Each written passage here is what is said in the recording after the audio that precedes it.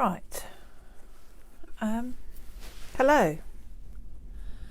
Let me just turn my phone down. I've got a slightly different setup today because I bought a new stand for my iPad, and it's a trial. So if there's things you can't see, or if hi Maria, how are you? If there's things you can't see, or if I'm going out of shot, I'm obviously going to keep an eye on what I'm doing, but I'm hoping I don't mess it up because I'm not used to it. It's a bit closer than what I had before, and I'm hoping it might sort of help a little. And I have just cleared away complete and utter carnage on my desk. I've been frantically trying to get stuff ready for Hochanda, and yeah, it's been a bit frantic. But anyway, I'm there now. Well, not quite actually, but I'll do more after I've finished. So I hope everybody's okay. For anyone, hello Kim. For anyone that isn't sure what I'm doing here, this was a product that we brought out, hello Fiona, for one of the Hochanda shows, and it was these semicircular covers and things, and we did the templates to create the inner pages. Now I've already done the tutorial as a live to make the cover, which I think, I'm trying to think where it's located. Oh, I've definitely uploaded it to YouTube. So if you go to our YouTube channel, you'll be able to find it in there if you haven't done the first half. And then this is the second half to create the inserts to go inside. So I'm going to show you how to use these templates, which obviously were all part of the package that came from Hochanda. I hope that you can hear and see me okay. Do shout if you're having problems. As I said at the start, I've got a slightly different setup with my iPad now, and this is the first time I've used it. It's a little bit closer than the one that I had before. The other one was a bit high, so I'm hoping it will improve things and make things easier to see, but just let me know if it doesn't. I've got a coffee, so I'm going to be having a little sip of that every now and then as well. You're not going to need a great deal today to create the pages. These pages are painted. It's your choice as to your colour scheme. I will probably go along with a similar sort of colour scheme as I've got here, only because it will fit in with the cover, but I'll be showing you how to make these little inserts as well, and to sew those into your book. So I'll be going through a few bits and pieces. That one's got inserts as well, and then this one has got a couple of little tags in. I'm not going to go into too much depth into decorating those parts because you might want to spend a little bit of time. Mine was a little bit on the quick side. Oh, are you, Fiona? You're doing one of those now? Bless you. Do you know, actually they do look really nice once they're all made, and the fact that you can open it right out like that, and you've got all your different compartments, and the templates just make it so easy to put it all together and everything. Right, so I think it's gone 2 o'clock now, so whoever's going to be joining us is with us. So I'm going to just explain these templates. The pack that you would have got a large, a medium and a small. Hi Sally Ann. And you would have also got another little small bit which I can't find, but you'll know what I'm talking about if you've got the kit, but we don't need that bit anyway today. And these basically make 3 different sized templates which would fit the 3 different sized books that we did. I've opted to do the middle size one, so that's the middle, but you're also going to need the small half circle as well, because that is going to create your these pages that go inside. Okay, so you're going to need that one as well. Right, so first of all, we're going to decorate our papers. I'm just going to use just ordinary cartridge paper, but you can use anything really of a reasonable weight. Again, I haven't done anything too amazing with these pages inside. It's all down to personal choice as to how you decorate them, and also you could use your pattern papers as well. They work equally as well. And of course the templates, you can just use them again and again and again. So you can make lots and lots of these books really, really easily.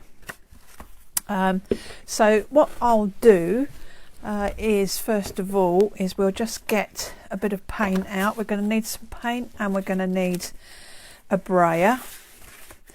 When I did these ones originally, I think I did these blue ones, I think I did those on a jelly plate, but I'm not going to use a jelly plate today because not everybody has one.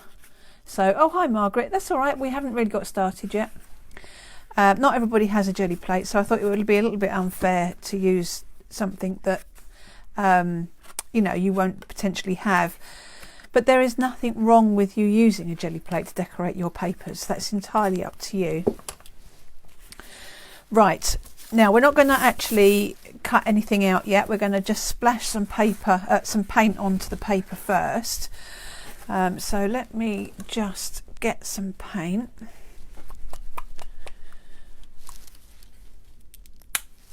And I moved my bin, it's on the other side of me now, and hence I'm going to keep going right when I want the bin, which is typical really.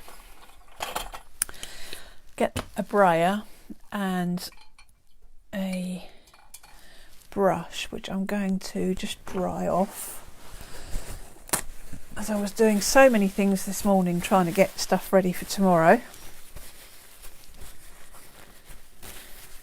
And I think what I'll do, because I'm going to be using some paint, I will need my cutting mat later, but I'm just going to pop a piece of plastic over the top. Hopefully you won't get too much of a shine off of it. I'll check in a minute when I catch up. And then it won't matter if I get any paint on there. I don't really want it on the board. Oh, it doesn't look too bad actually. Okay, so I'm going to just put some paint onto my brayer.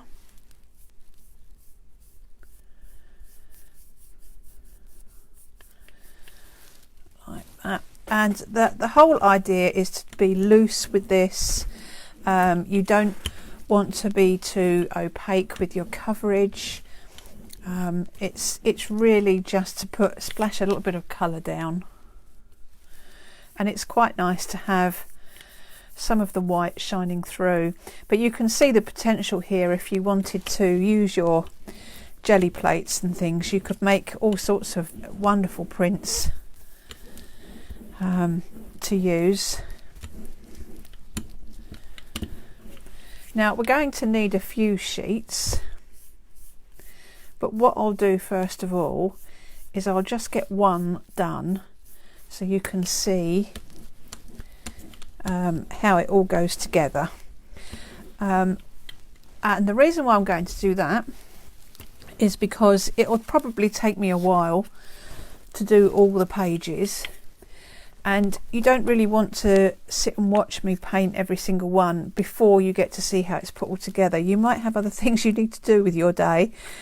So I will show you one completely, and then if necessary you can go away, decorate the pages as you wish, and then come back and watch the end of the video, which will show you how to glue everything in. And then that way you're not sitting through my rabbiting on. You'll be able to get on with your Sunday. Okay. Right, so that's fine for that, and then I think what I'm going to do is I'm just going to get a slightly darker colour. They're not a lot different actually, and there's nothing to stop you using different colours. You know, it really how you want it to fit in with the cover of your book, or you may want to do it the other way around. So you might want to make your pages first and then decide afterwards what colour you want to do your covers, if you haven't already done the first video. I'll upload this one to YouTube as well, so you'll have the two there, so you can go back and refer to them really easily. Okay, and again, once the live's complete, you can of course fast forward things that you want to skip. Right, I have buried under here somewhere. If you could see the carnage around the outside of my desk, it would make you laugh, I think. I managed to clear a small space in the middle.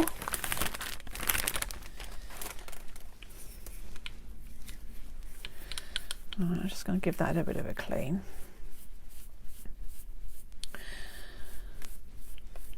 Okay.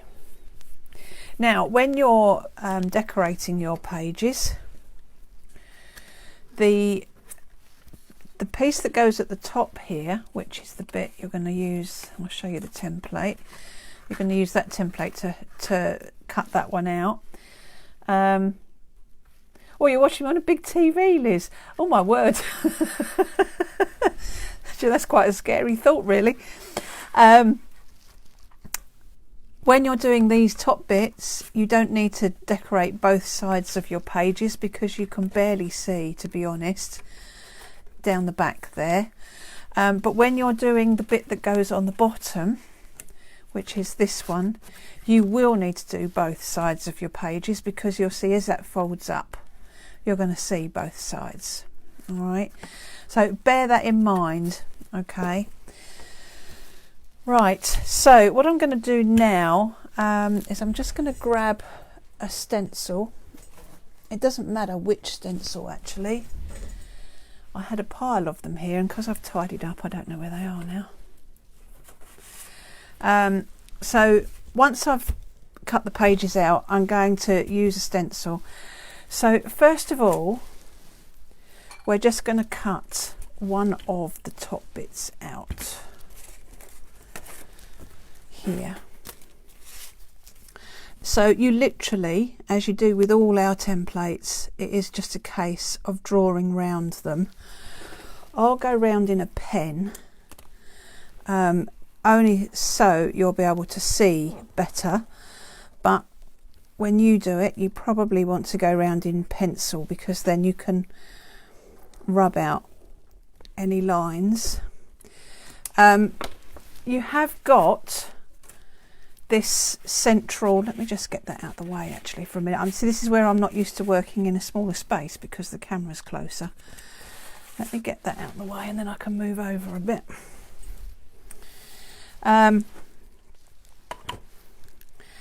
You have got this central line here, which is basically your score line, but you don't need to actually use that. Because you can just fold the thing in half, but it's there if you prefer to use it. It's absolutely fine. I'm not going to bother.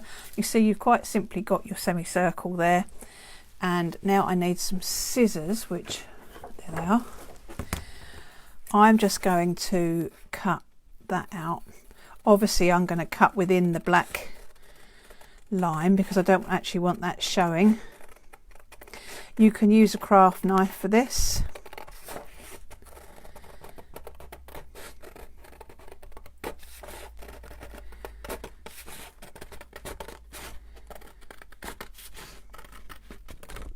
Okay, that's that. And then I'm going to take the bottom piece, which is this one, that's the corresponding one for the bottom, and I'm going to use that on the bottom here. And what I'm going to do is I'm going to very roughly just cut out the area that I want, like that, because I want to paint on the other side. So I'll just cut that out. Don't throw these bits away, they're useful for your tags and other bits and pieces that you want to add. So I'm going to flip that over, I'll get my paint back, and then I'm going to, with my brayer and my brush again, I'm going to brayer onto the other side. So first of all with the lighter colour.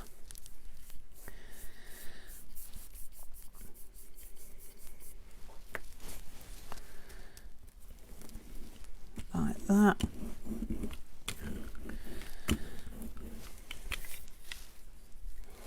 You can go fairly thick on the card stock that you use for the inside pages. Obviously the thicker the paper, the slightly stiffer it's going to be. You don't need to worry too much about it being sort of overly thick. Yes, you do fold it, but as long as you've got a decent bone folder that will score it up for you, you know, that'll give you your good crease, then that's fine. That's all you need to worry about. Okay. Right. I'll just give that a quick clean. And again, I'm just going to pop bits out of the way so you can see what's going on. Let's give that a bit of a wipe. That's better. Hope it's not moving the camera too much, me doing this. I've got a new idea for a way of setting up my craft room, but it's going to take an awful lot to move it all around. So it's not a job for today. It's not a job for this week, in fact, as we've got Hochanda tomorrow. Right. Okay. So now we've done both sides of that, we can now actually trace around our template, which I'll do the outside with the pen so you can see, but I'll do the score ones with a pencil. So,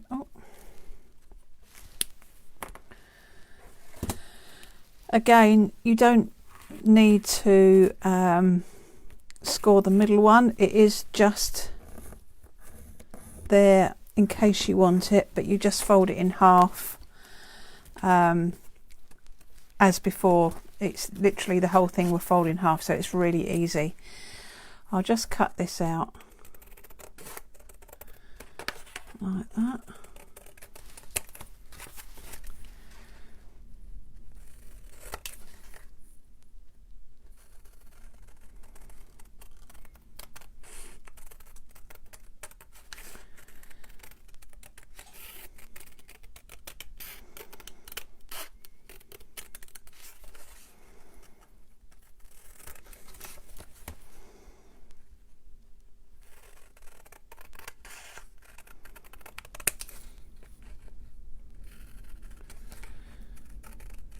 That one like that.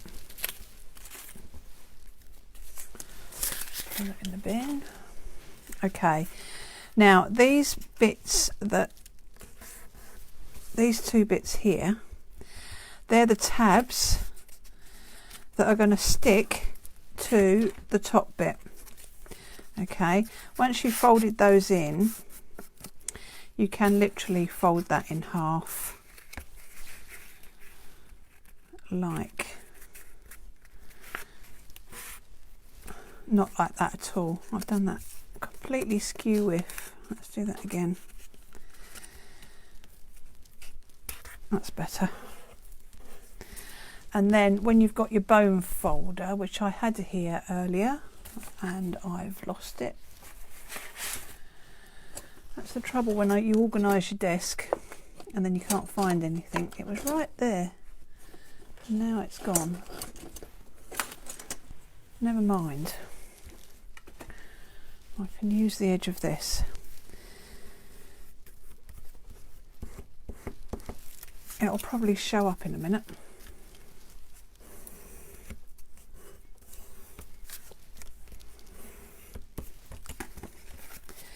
Okay, so I'll just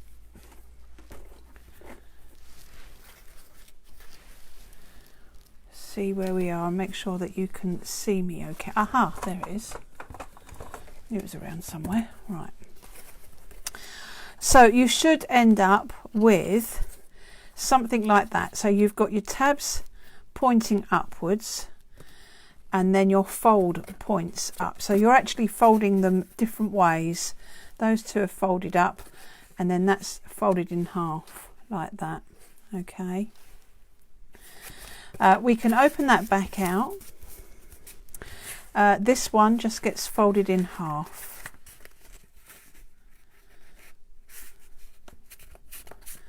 Like that. And then with your bone folder, you get a nice crease on there.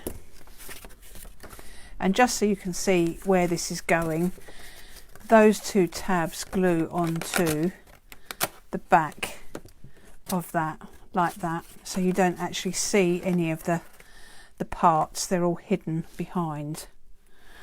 And you can see how simple this is. Really, really simple. Okay, so literally if you wanted to finish your page off now, you could just run a little bit of glue on each of those tabs and just glue that in, and that's essentially your first page done. But we'll go on and do a little bit more.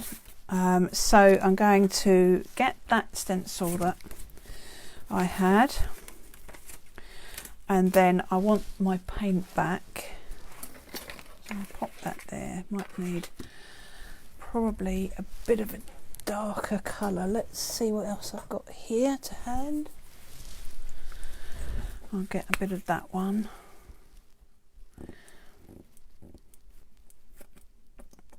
And then I will get my stencil brush, which I used yesterday and it's still sitting in my water. Tut, tut, tut. Best way to ruin your brushes is to leave them in water. I'm always working far too quickly. Right, and then what I'm going to do is I'm just going to stencil a bit of detail on this with any of your favourite stencils, or you can use stamps, whatever you want. The choice is yours.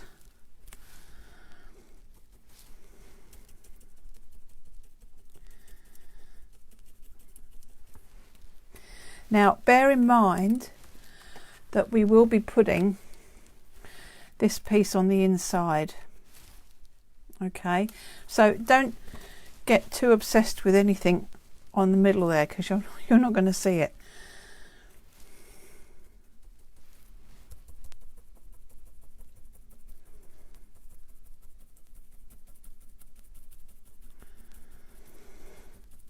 Okay, like that. And then we'll get our other one, our other piece, and we'll do a little bit. You can do a little bit more stenciling on the bottom of that one, because you're actually going to see a bit more of that.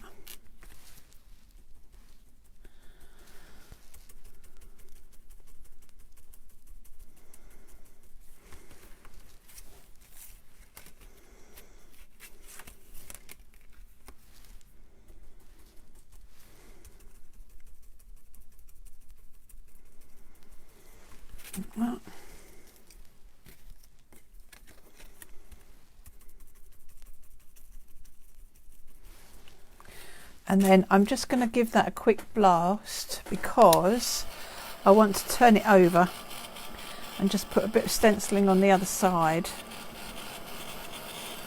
I have to be careful not to heat this plastic mat that I've put down because it will just all curl up. Right.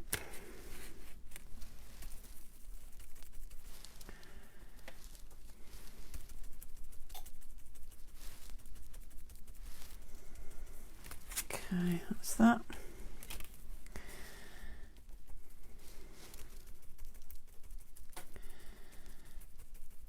And that one, like that. And then what I'm going to do is I'm going to get just a little bit of this cranberry wine colour, just a tiny touch. She says if it comes out of the tube, yeah. I'll give my brush a clean.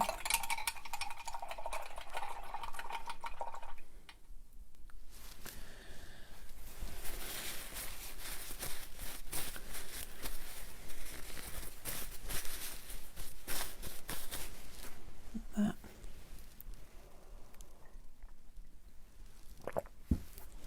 Try and drink some of my coffee before it goes cold. Just need to wipe my stencil as well.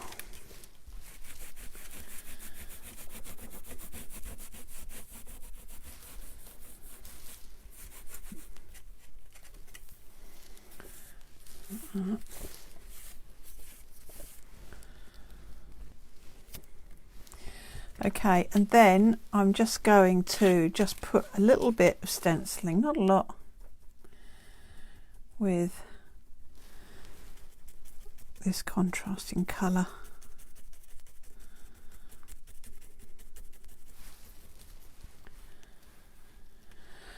You're working with yellow, orange and cerise pink. Wow. That, Fiona, is just nothing like your colours. I can't wait. Your colours have been going very lovely and bright lately. Not that I dislike the colours you use normally, but it's lovely to see your bright stuff. Absolutely fabulous. Oh, now we have Tando Creative come in. I'm assuming that's Jan. Hello, Jan. It's a bit of a guess, but I'm thinking perhaps it is. Whoops. Bash my light.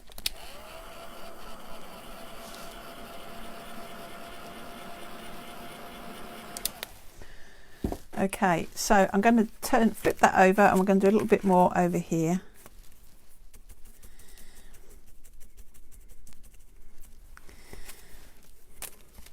I'm purposely not going to spend ages and ages doing these papers because at the end of the day the whole idea of it is so you get the idea with how to use the templates and you can play with your papers exactly how you want to, or even, as I say, use your pattern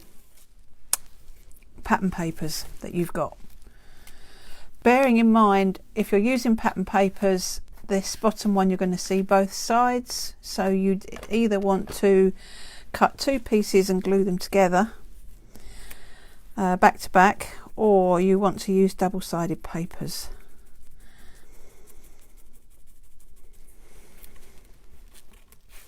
I've put all that there, and I said to you earlier we didn't need to worry about it in the middle. Let me put some more up here because we're not going to see it. There's me going off on a tangent like that. I'm going to put a little bit up there.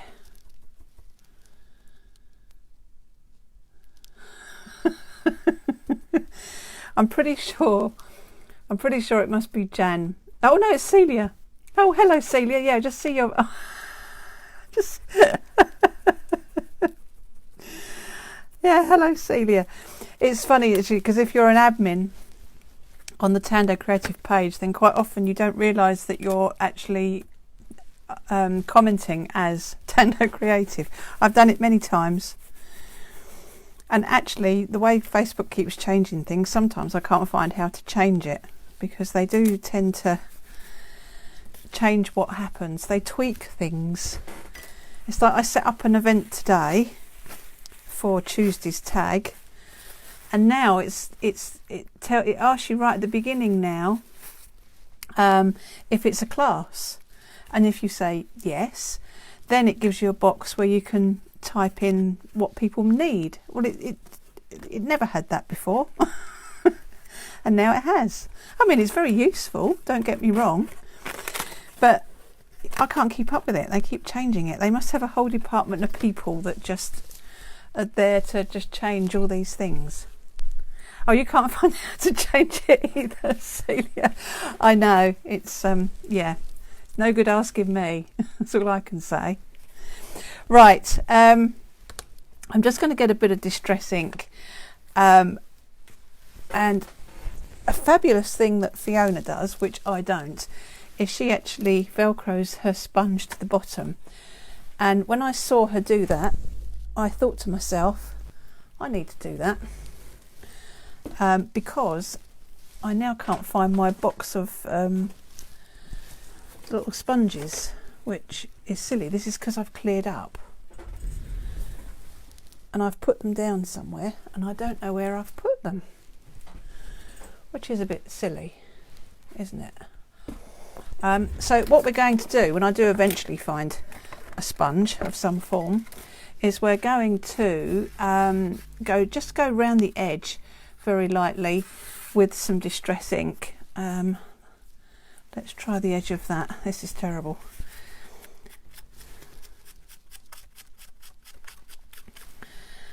So we can just put a little bit, in fact you can do it on your mat, and we can just do, see I'm getting a bit of black on there because it's one I've used for the blacks. I really need to do what Fiona does.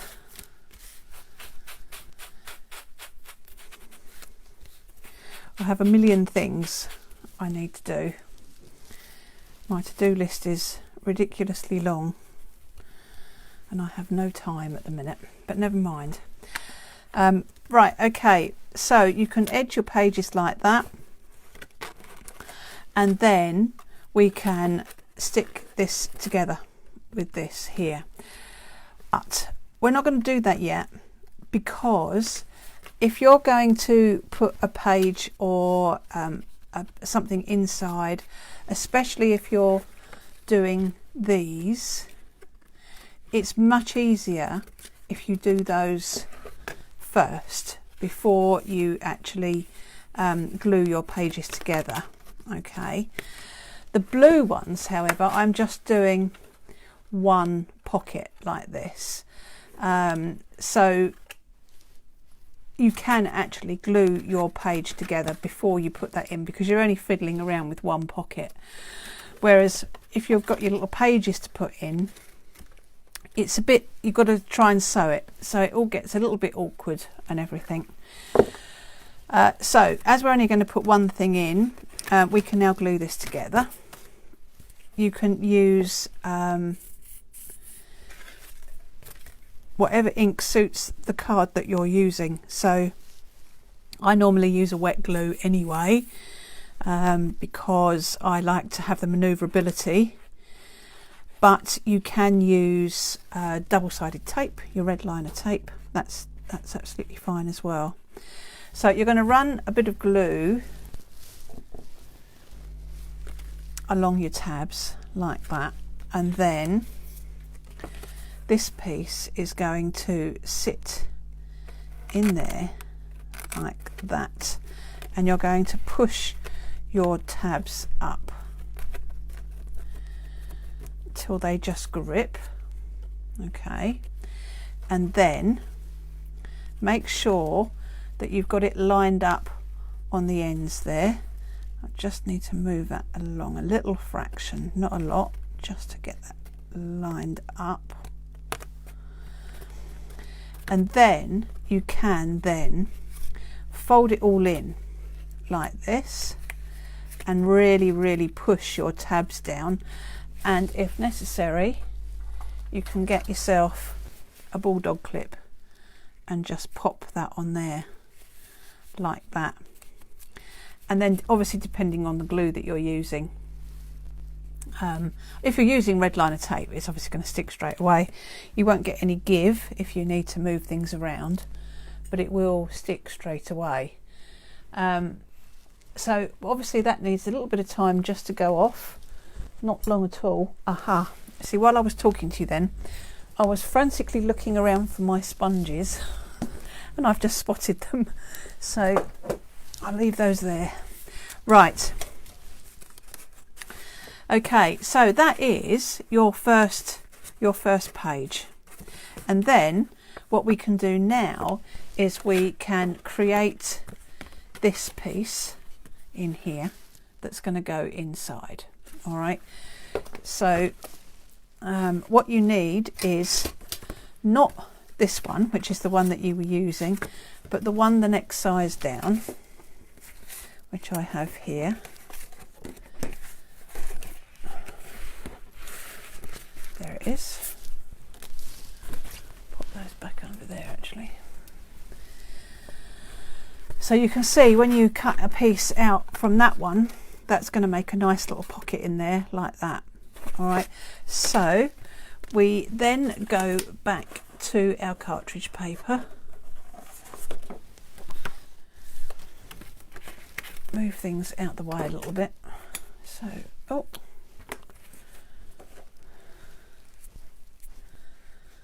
Getting paint everywhere.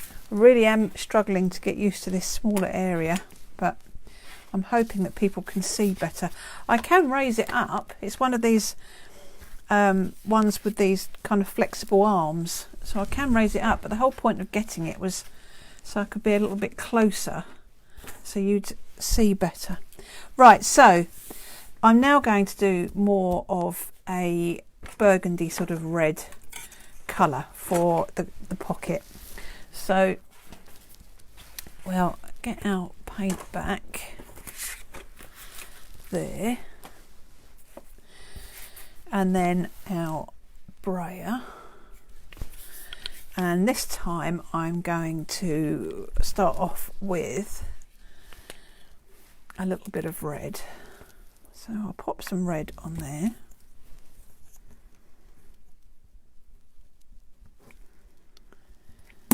Like that. It's not that I want, it's a brush that I want. Get a brush and you don't want a great big thick load of paint because you really want the white to show through.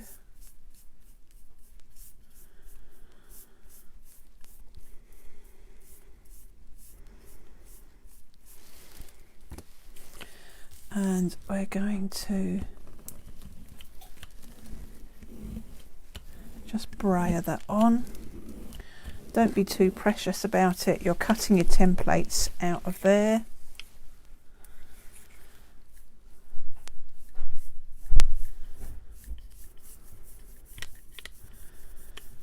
Like that.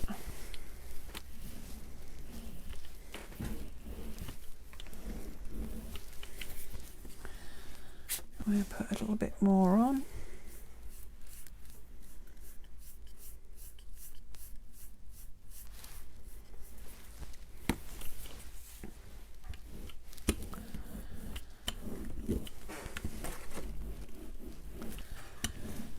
Like that.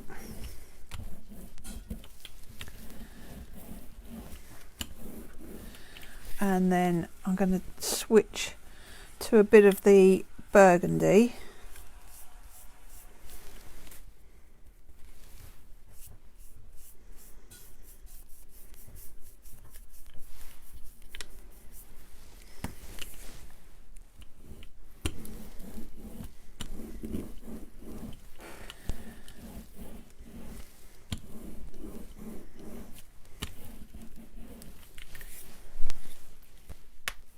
More of that.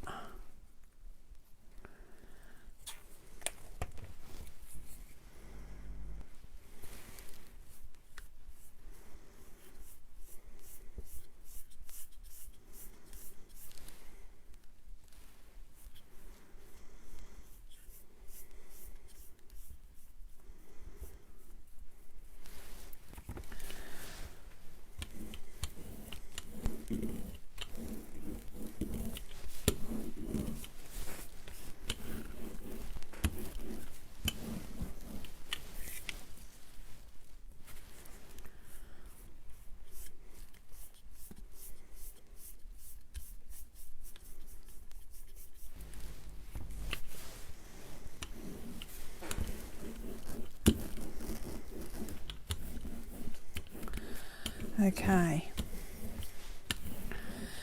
And then what I'm going to do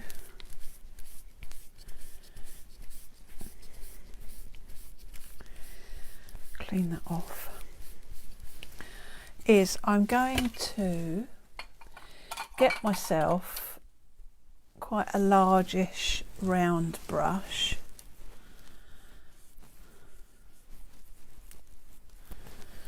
I want some of the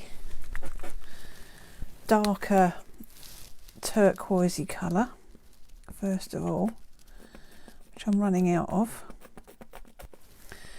and I'm going to add a bit of water to it.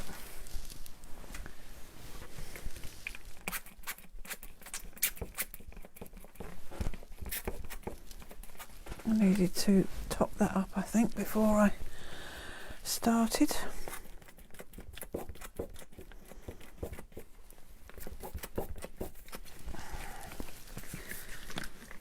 See if I can turn that a bit.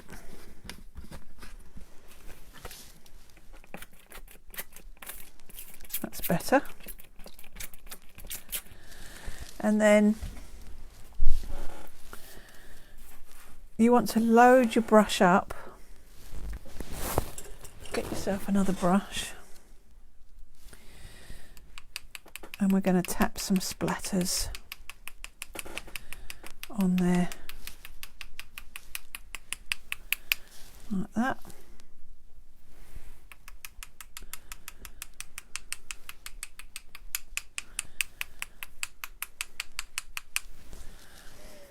And then we will dry that off.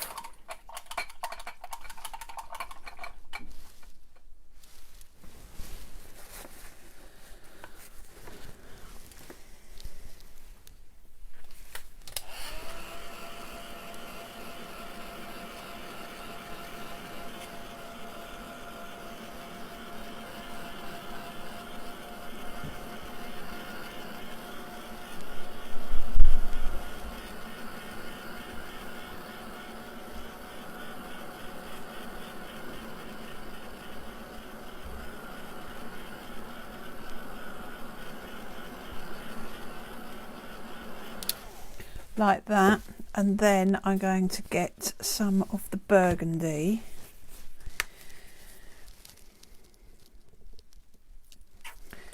which I shall add some water to.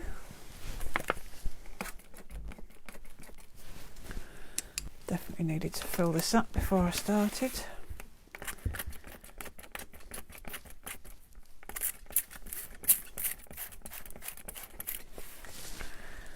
Like that. And then again, load your brush up, and we'll flick some of that on there as well.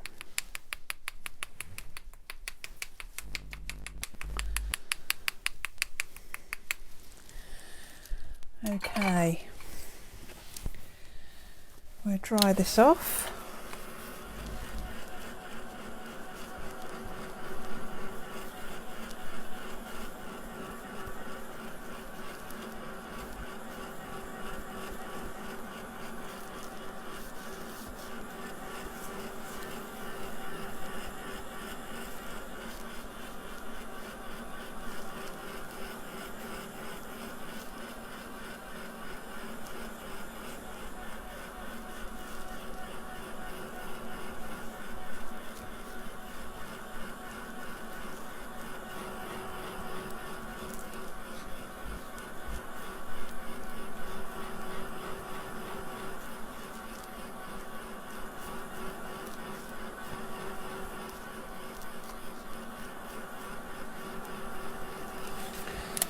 Like that. Okay, I'll just drink some of my coldish coffee. Right, so what we do then, I'll move that out of the way,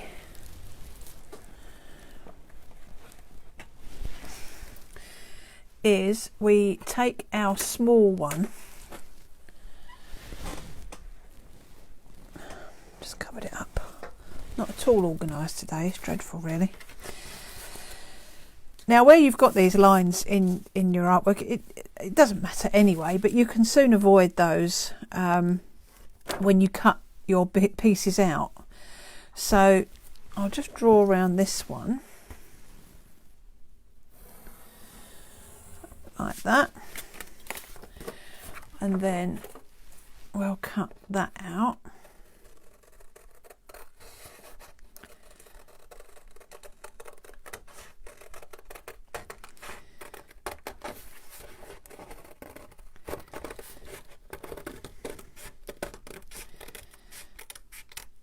Again, don't throw any of these pieces away. They're useful for other pages and all sorts of things.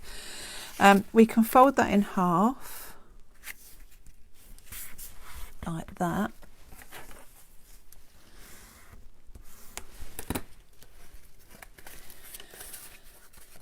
Okay, and then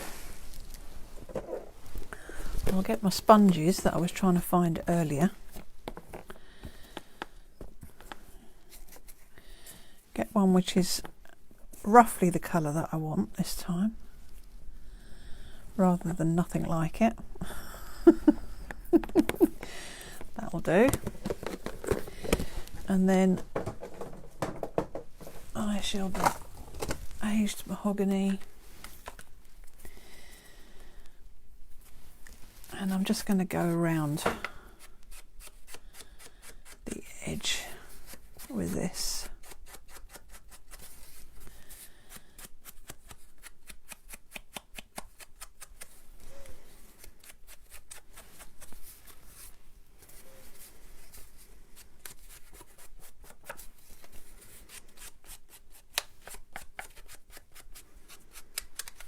Like that, and then that bit will go into there.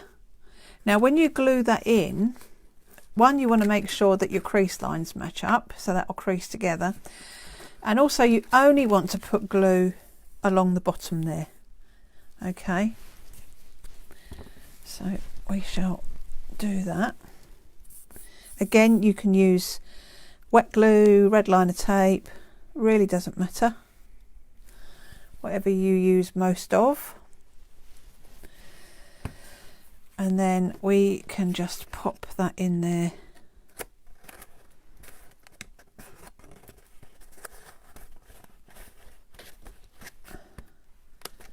like that.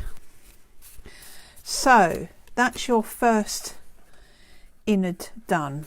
Okay, I'm now going to go on and do another one, and I'll show you how to make the pages and sew those in. Of course, if you haven't got time to sit and watch the whole video, you've got the concept of how you actually make up a page, a basic page. I'm going to go on now and make the other pages, and then towards the end of the video I'll then glue it all together. So if you need to do other things, you can come back and just fast forward to the end to show you how to glue everything in. I mean, I hope you'll stay, but I understand there's, you know, people have things to do. So I'm now going to go on and do another page, which I can do from this sheet that I've already done. So again, we want the larger size. I'm going to draw around one of those like that and cut that out.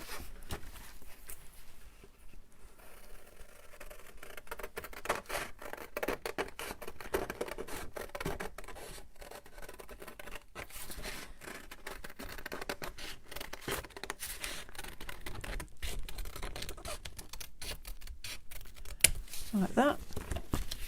And then we want the bottom piece, which we're going to get out of there. But what I'm going to do first of all is I'm just going to cut it out roughly, because I want to do the other side. Move that out of the way. So I'm going to flip that over.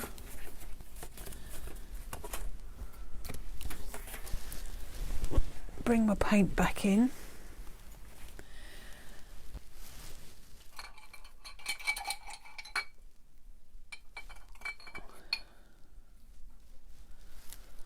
Just give my brush a clean.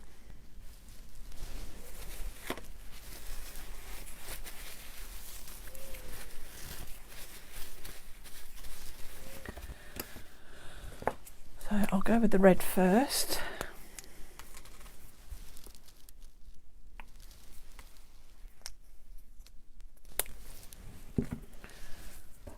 Like that.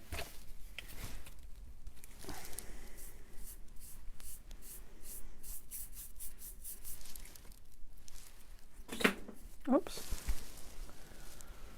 Don't know what that was that fell over, but something did. Okay. Oh, that's quite heavy-handed, but never mind. Doesn't matter.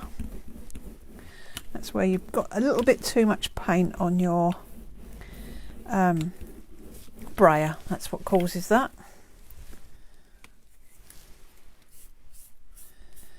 Put the burgundy colour on there next.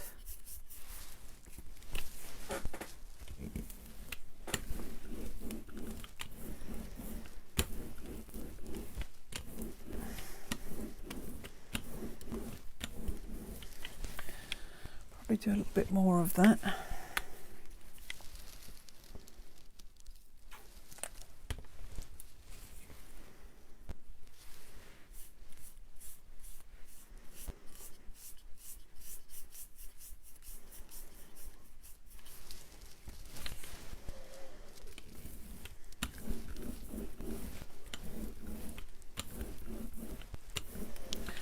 Like that.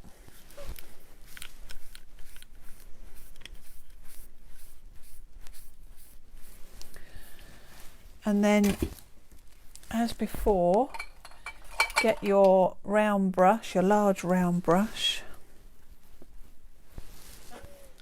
and then another brush. Pick up some of your watered down blue.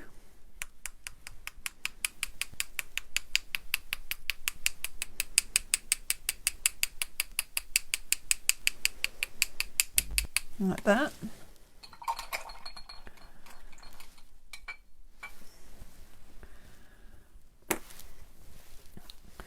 We'll clean that off. Sorry, dry that off.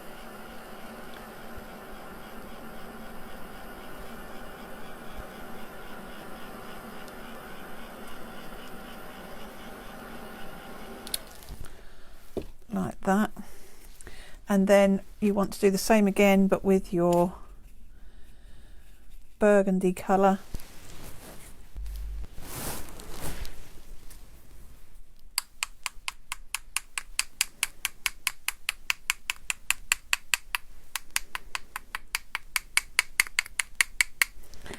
Like that.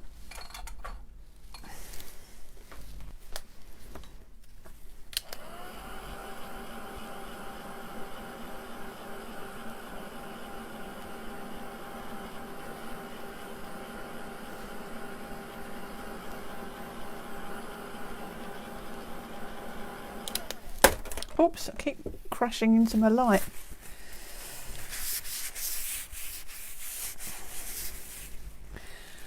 Okay, and then we get your other piece. So where you did that big splodge, you can almost avoid that by layering that there instead. Okay, so it's quite forgiving really. Let me just get my paint out of the way because I just put my elbow in it. That's it. And then we'll draw around there.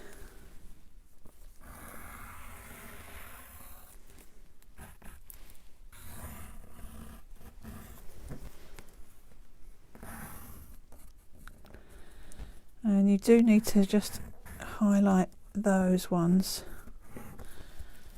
there and there,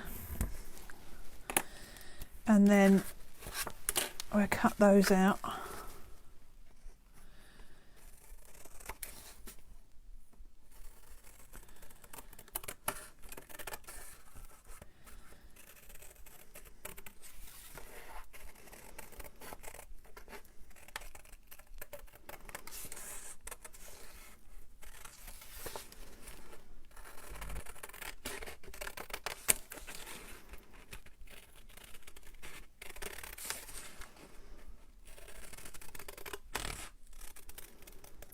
like that.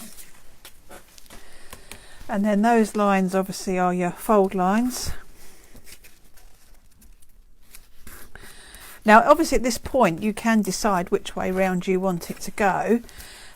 You could have it so it matches up quite nicely, and then you've got your slightly heavier underside, which I think is what I'm going to do actually.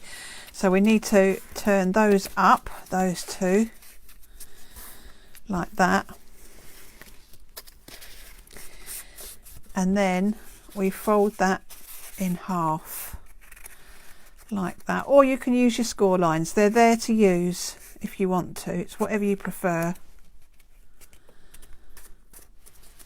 Get your bone folder. Give your fold lines a good press down, like that. That one's going to fold in half.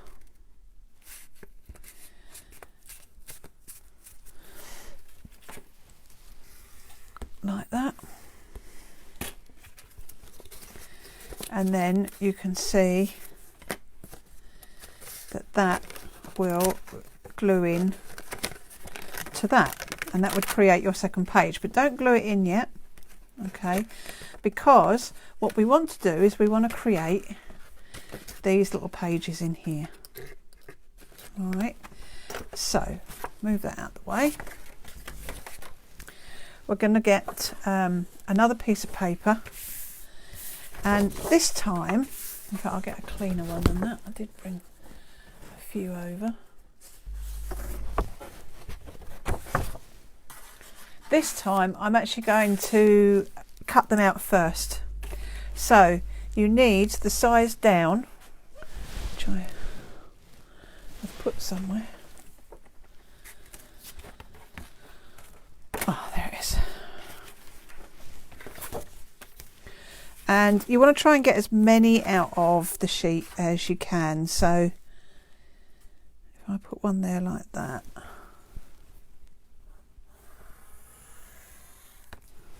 And then we'll do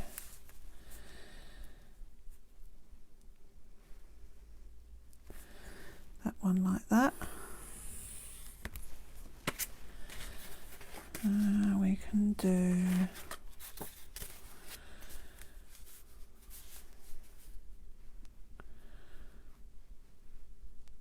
another one like that.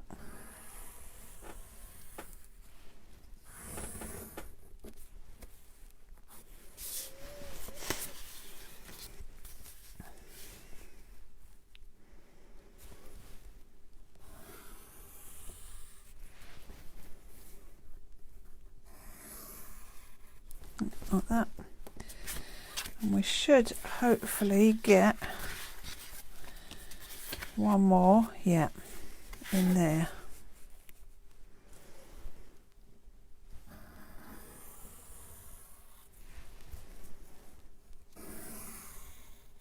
Like that, and then we cut all these out.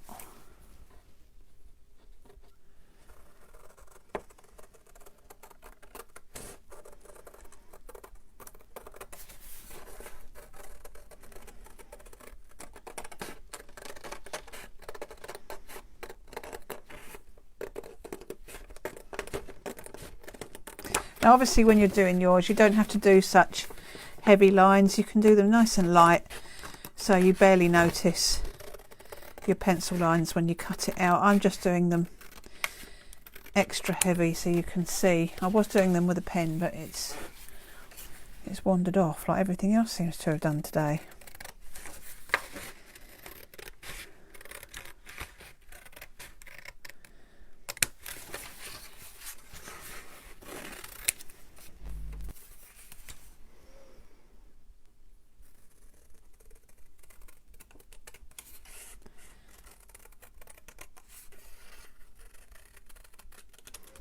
And you can of course use a craft knife for this as well. You don't have to use scissors.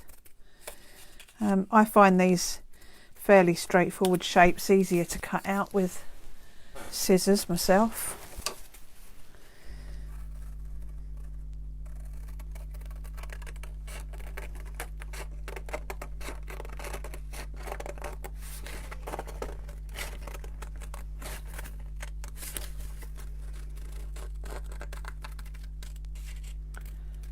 like that.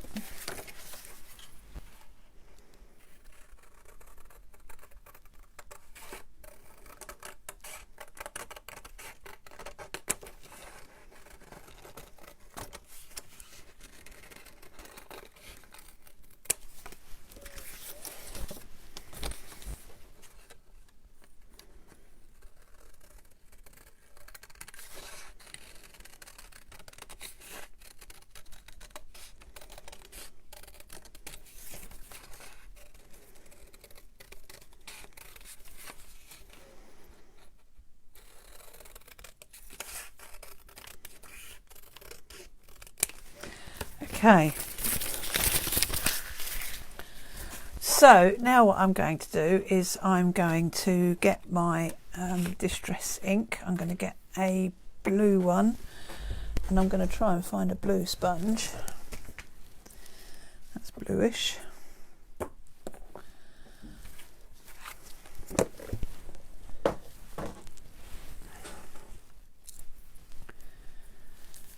And what I'm going to do is I'm going to just work round so it's like a vignette style, so you're getting lighter towards the middle. Oh, okay, Sally Ann. Yeah, no, that's no problem at all, love. It's going to be there ready for you to watch whenever you're ready. Thank you for stopping by. I appreciate that.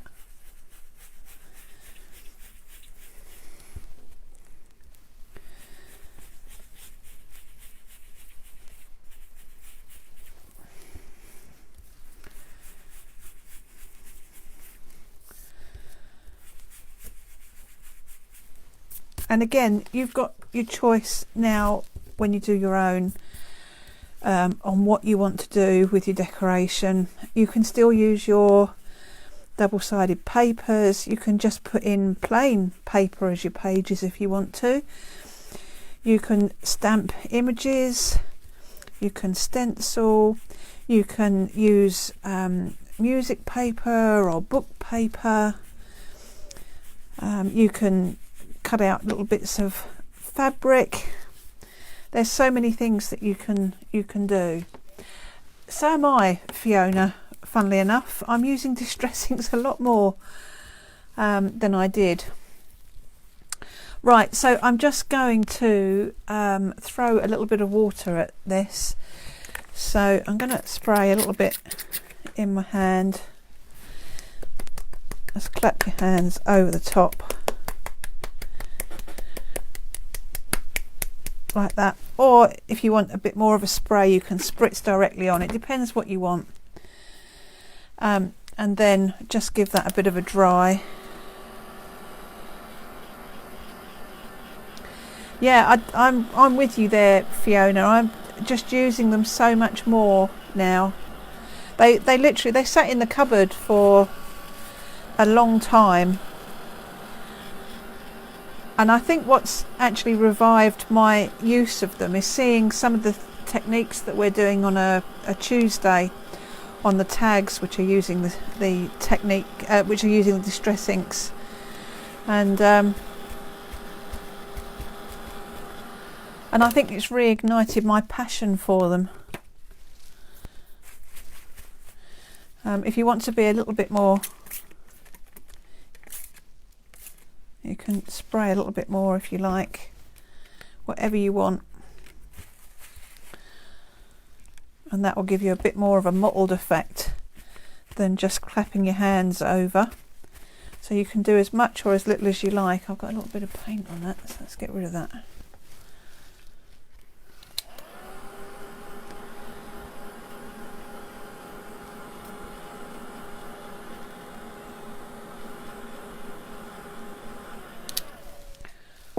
So that's one of your pages. So I'm going to go on now and do the rest in exactly the same way.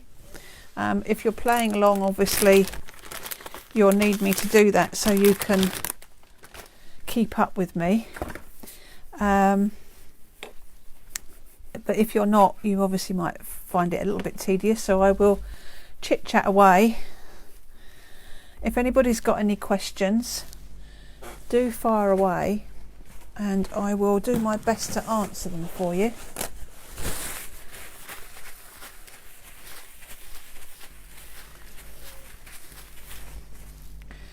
Okay, so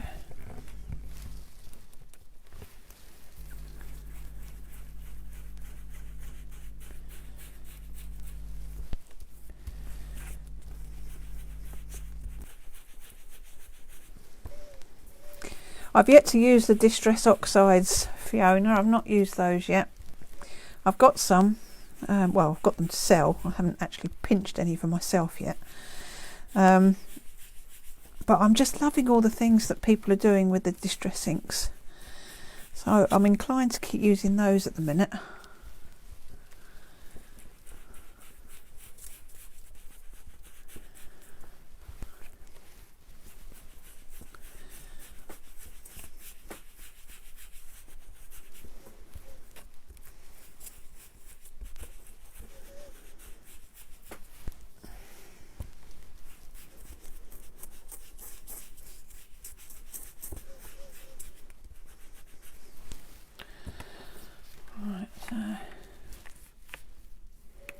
Oh, are they, Fiona? See, I wasn't sure. Because I haven't used them.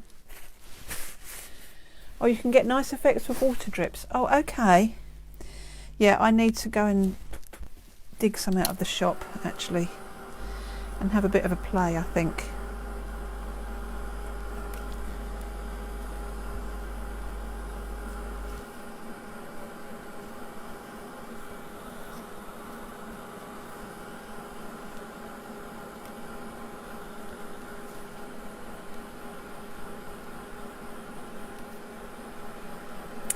Yeah, that's it, Kim, isn't it? And you know what I think is nice sometimes is revisiting some of the products that we've all had for years and years. The problem with the new products coming out, it's lovely, everybody wants to buy them, and I get that. But what you tend to find is what you tend to find is you use them for a while and then the next product comes out and they get put in the cupboard and you just don't get them out again, and I think that's sad. And I was at fault there myself with the Distress inks. You know, I've got some lovely colours, but I got so hung up on paint, and I was using paint all the time, that I just didn't use my Distress inks. And you sort of say to yourself, well, you know, isn't it nice to revisit them? And I think sometimes these tutorials are quite good because they're using things that we've had for such a long time that we haven't used in an age. And it's great to be able to get them out again.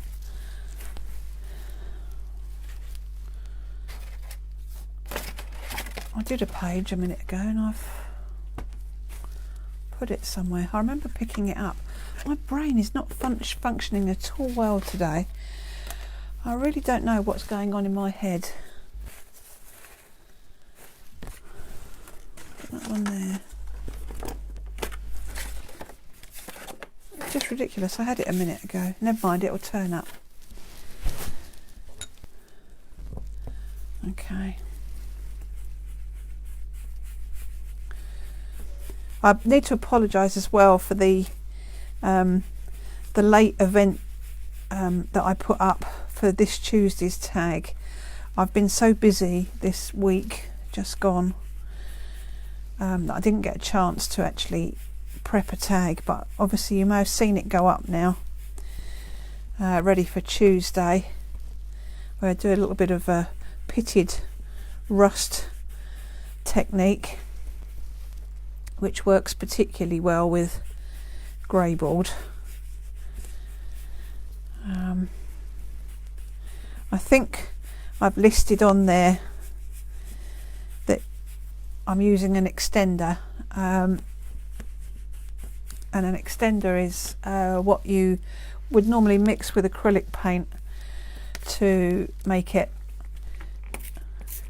have a longer drying time, basically. And and I was gonna just touch that actually. Oh, that's fine, that does the job. Saves you waiting for me to dry it. But it's a kind of like a resist technique as well, so if you've got wax or something like that, it will probably work just as well. But I just was interested to try and use the extender because, again, that's a product that I've had sitting in my craft box for ages, in with my paints, and I've never used it. And I think you do need to visit these things, don't you? So I thought I'd try a technique with it rather than using it for what it was meant for. But it is kind of extending the drying time, which means that you can wipe bits back when other bits are dry.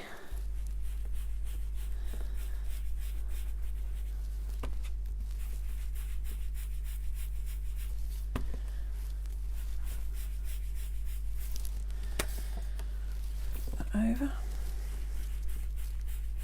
Now there's nothing to stop you from doing different coloured pages. I think I mentioned fabric before.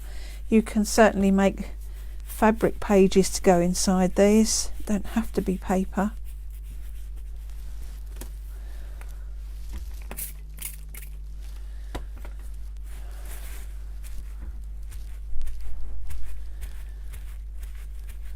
So, get that out of the way.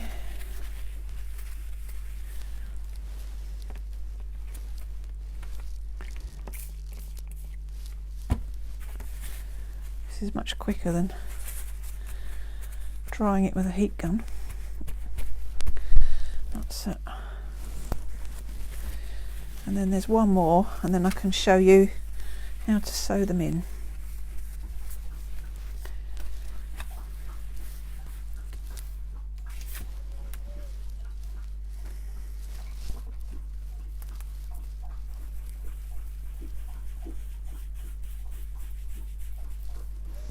I don't know if you can hear Molly drinking. Bless her.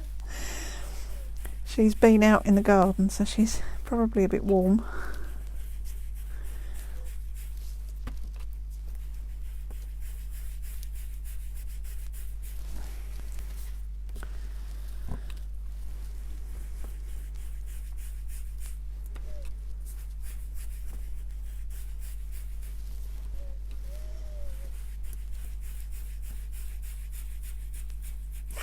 Oops.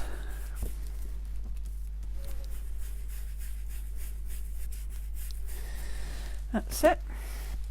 It's both sides, isn't it? Yeah. So we just do that one.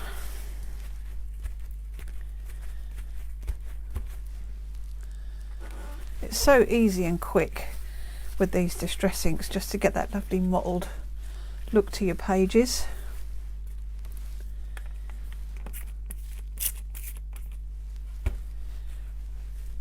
And again, it's just something you forget all about. They sit in your cupboard, and because you've moved on to the next product that's come out, you just forget all about the good ones that have been out for years and years. Okay, now we should have 5 because I cut 5 out of the sheet. Ah, there it is. I know I'd put it somewhere. Okay. Right, so these are going to become pages now in your book. All right, so the best thing to do is to fold them all in half first of all,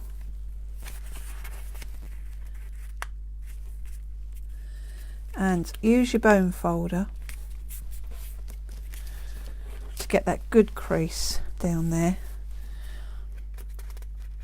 As I say, you can stamp, you can stencil, you can do all sorts of things to these pages before you sew them in.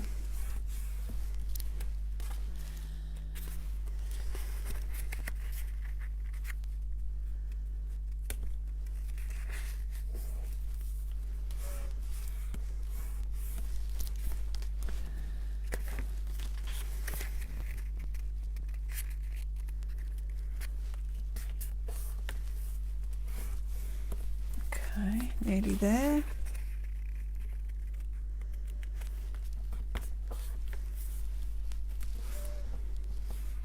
Like that. And then we're going to put them all together, one inside the other. This is going to create what's known as a signature.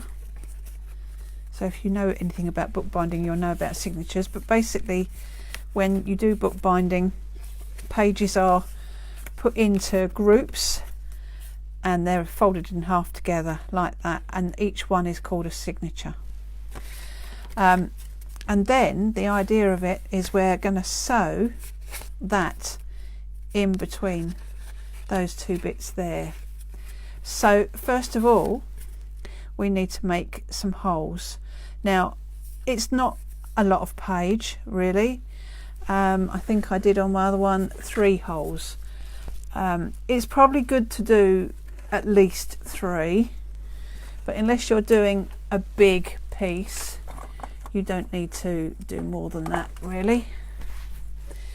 And then I'm just going to eye it in, but if you want to, you can measure. So you can measure halfway to get your halfway point. So I'm going to say it's about there, and then you put your hole right through, right in this crease, and then I'm going to do one at the top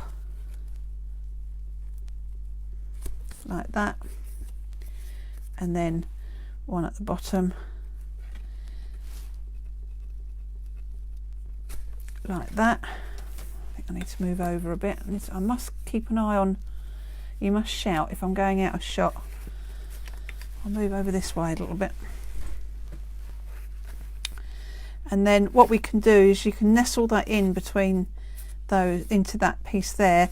It's a good idea to leave a little bit of a gap at the bottom. Okay, if you see in this one, there is a bit of a gap there, and that just means if your pages aren't exactly straight, which is quite possible they won't be, you're not going to have it catching on the bottom. You're going to have a little bit of space there for it to move. So we've got our little gap. We're just going to make our holes through into the other piece like that. And then this is when we want our needle and thread. Oh, lovely. You've had your dinner cooked for you, Fiona. Gorgeous. That's the good thing about Mother's Day. You get spoilt. Bless your heart. I'll see you soon, my love. Right, I think I'm going to go with white thread actually today. I've got a whole box of all different threads. This one I actually used blue, which works quite well. So you can use any colour thread, but because I've got the white in front of me, that's what I'm going to use. Now you go up and down once effectively. So as long as your thread is over double like that, then that's going to be long enough, unless you're doubling your thread up, and then you need to have the doubled piece going double, if you get my gist. But I'm only going to do it once. Actually no, I am going to do it twice. The reason why I'll explain, is because when I thread the needle, I can tie the 2 bits of thread together, and it'll create a bigger knot. I was having issues the other day of where it was just single. I was having to keep tying a knot in before it was big enough. So I can go a bit smaller than that.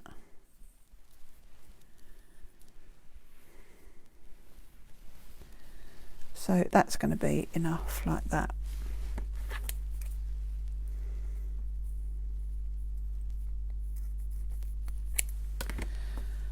And then thread your needle.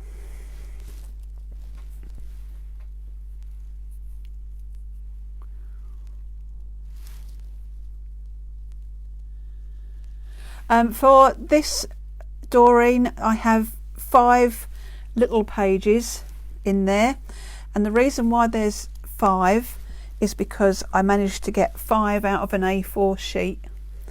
You don't have to do 5, you can do less or more. If you're going to do more, you don't want to go too many more, otherwise it'll be a bit bulky.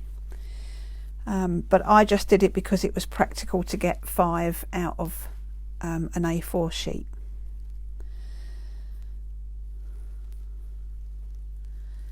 Right, so we're going to tie a knot in there like that. I might have to do another knot actually. You're welcome, Doreen.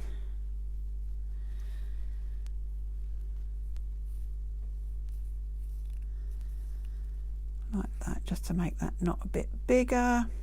Okay, now you're not going to see the back of this, so you can go in through the back and the knot will sit in the back and you won't be able to see it. Excuse my phone dinging. I tend to start in the middle hole. It doesn't actually matter.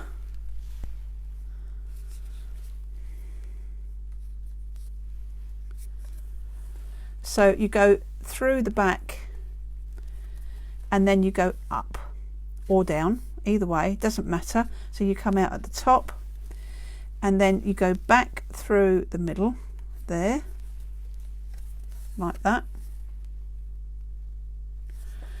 You go, try and make sure it keeps nice and tight. Go down through the bottom, like that. And then you've got 2 ways of doing this. You don't really want the knot on the inside, so you can either just knot it off there now if you want to, but if you do go back through like that, the best thing to do is to just hook it round the one that you did first of all, like that, and then go back through your hole. And that will keep all that nice and tight in there, and then you can knot it off on the back here.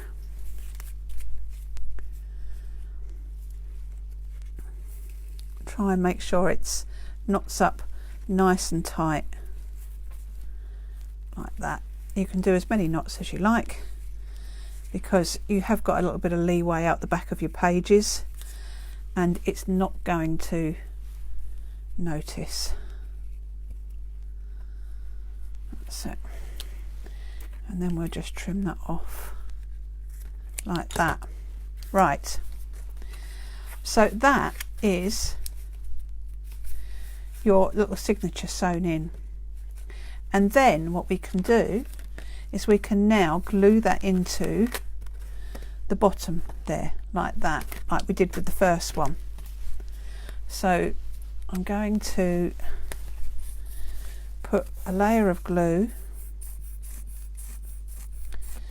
Need to top this up along there and along there, and then do like you did before. You want to get that to sit in there in that crease. Pull up those tabs because you want them to sit at the back where you won't see them, and then very carefully fold all that in. Make sure everything's nice and level with your tabs. Push that up like that. Get your bulldog clip, there it is, and just pop that on there like that until your glue's dry, or you use your double-sided tape as we said before.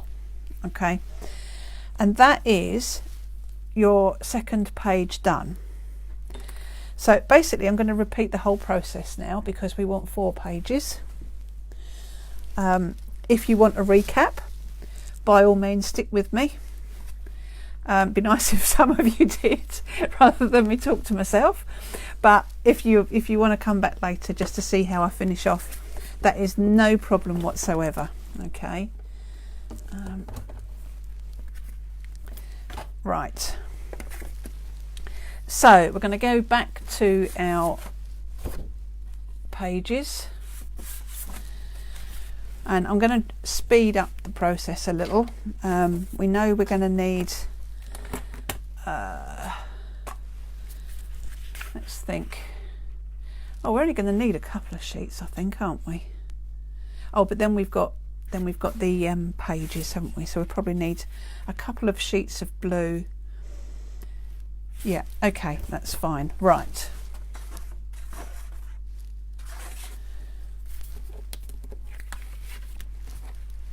So first of all, let's get the paint out again.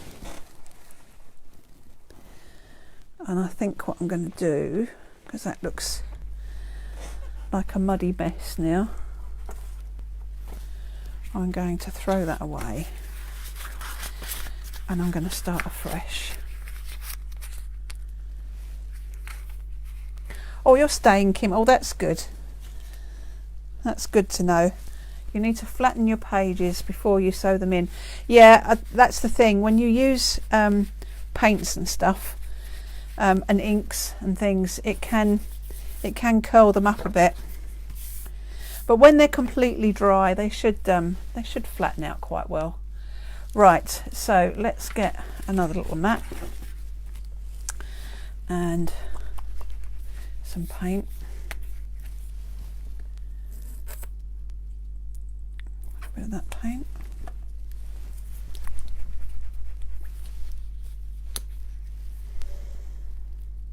Bit of that paint.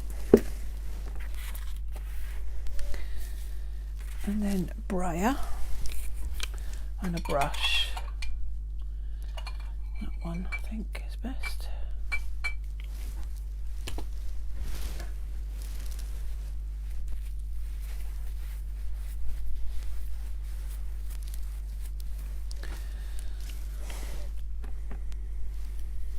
Okay.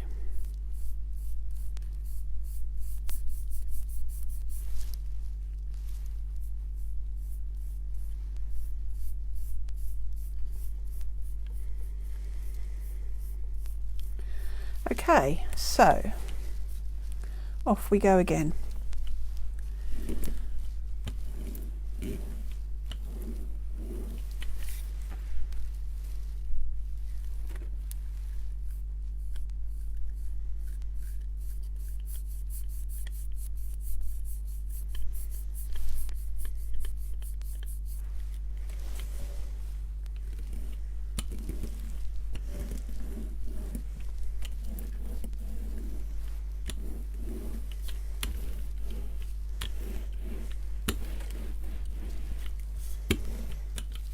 That.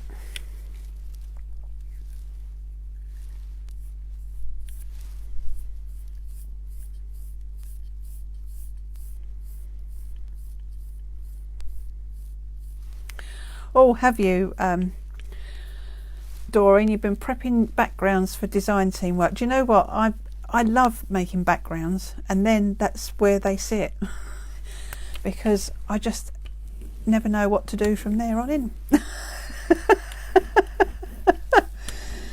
That's where inspiration eludes me. I don't know about anybody else, but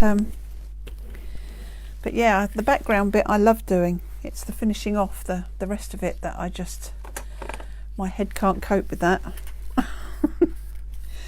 I'm afraid I probably am more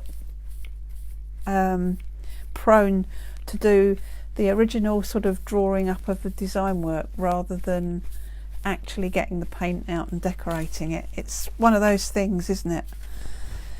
Right.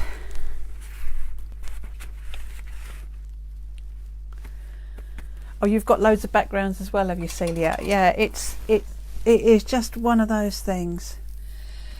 Okay, so we did that, and then we cut out our blue pages, didn't we? So let's grab.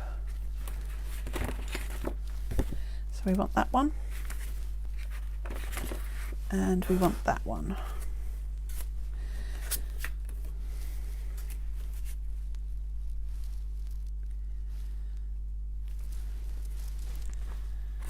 And pencil. Okay. Okay, and then we'll do the same. Oh, this one we need to do the other side first.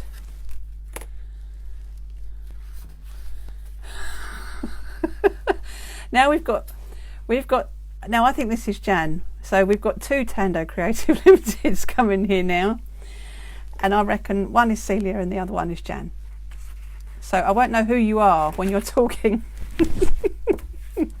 you'll have to put your name on it.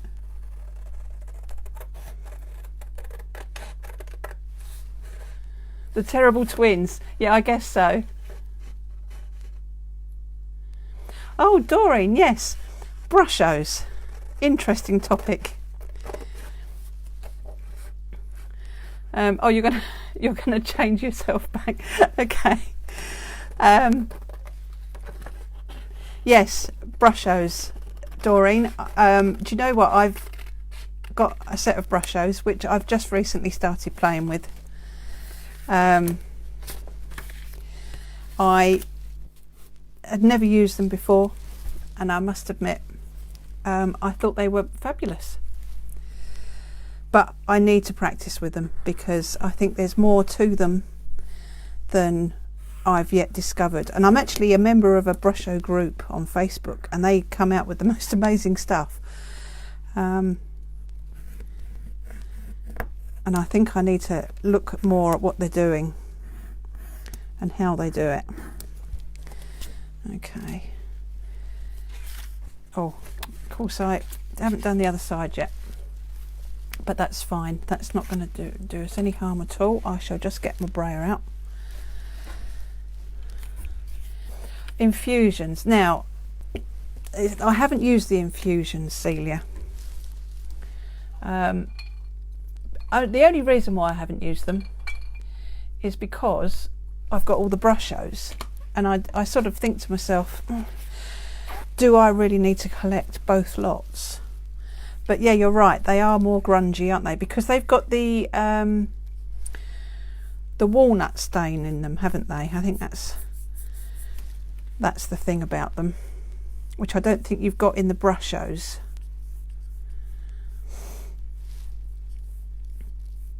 Yeah, that's it, walnut stain. I thought it was something like that. Right, I'm just going to whack a bit on here because that'll be the underside of our other piece. Yeah, so I don't know. I don't know whether I should. To be honest with you, I did buy a load of infusions in, and I was tempted to sort of take some of each, as I tend to do, just to use myself, and I never did. Now I haven't actually got hundreds of them left, really, because a lot of them they've just sold. But I'm reluctant to get more in at the minute, only because Paper Artsy are now over in France, and with all the problems with getting goods in and out of the UK, I'm just put off by it, really. We've had terrible troubles. Well, we had a couple of, well, one parcel still hasn't been delivered, and oh,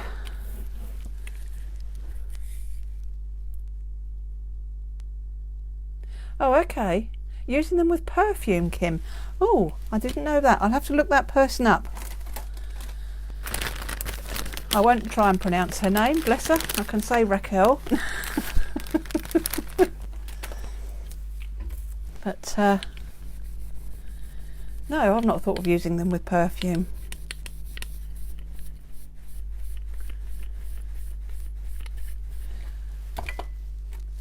Yes, and I should just try one, just to see what they're like. I may well do that. Right, I'm going to cut this one out.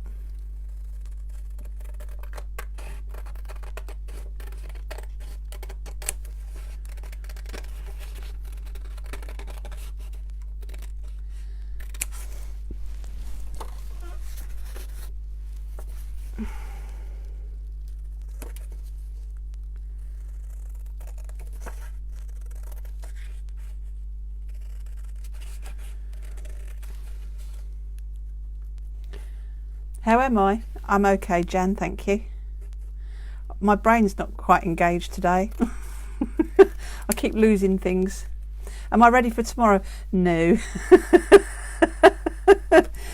I've still got to get all my demo stuff packed up and in an order that I know and can sort out okay.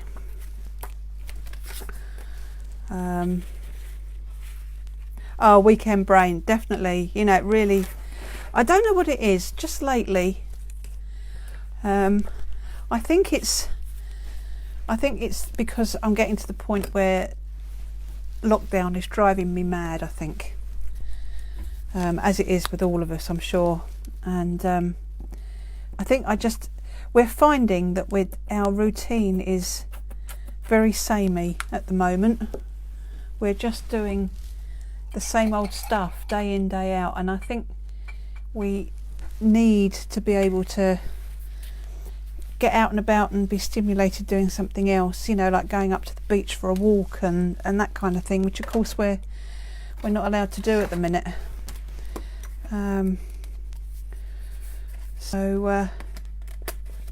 Yeah, it's a strange one. Yeah, you're right, Celia, you're right. Every day is Groundhog Day, and I think it is getting quite tough now.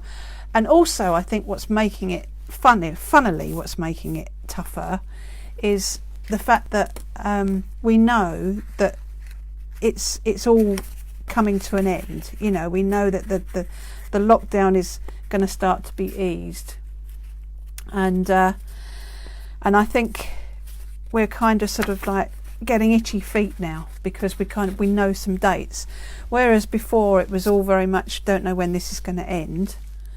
Now that we actually know, well, hopefully, if it all goes to plan, now we know a bit more, then I think we're all getting a little bit itchy feet and want it to come along and get there and be able to get out and do stuff and go away and, you know, and go and visit family and all the things we haven't done for so long.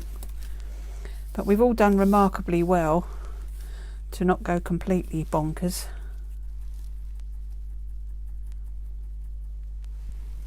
No, you can't plan anything. I'm coming out of shot again. I must be very careful of this.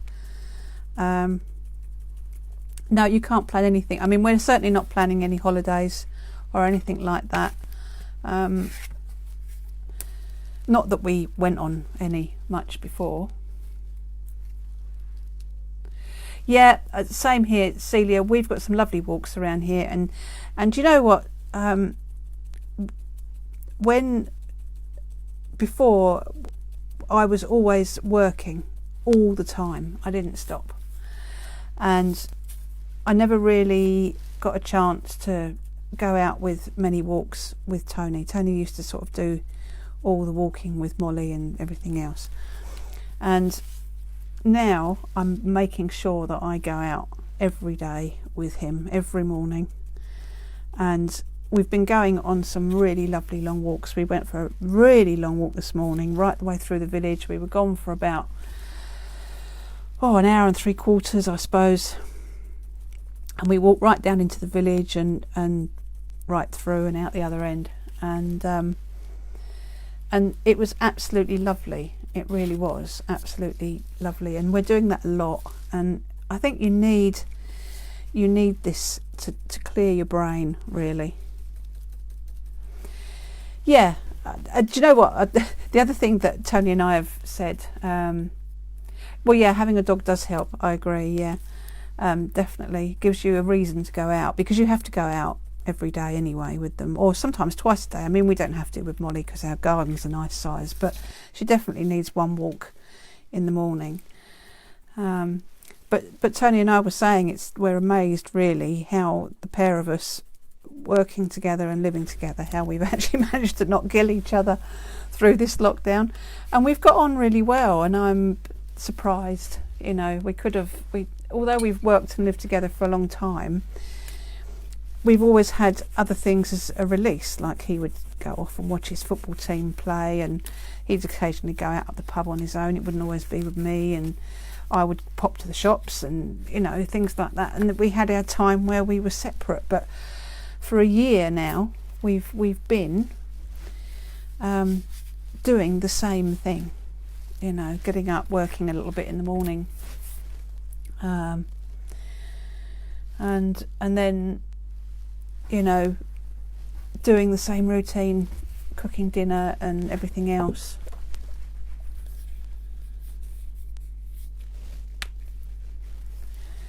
And you've got the shows set to record, Doreen, have you? Bless you. Thank you. Yeah, day in, day out, it is the same. And I just think that everybody's becoming, because we've all been so good and done everything we should, I think we've all started now to become very, very want to get this over and done with, you know. But we're nearly there. If we all just keep at it. And I mean, they're rolling out these vaccines at a blistering speed. So we've got to be grateful for that.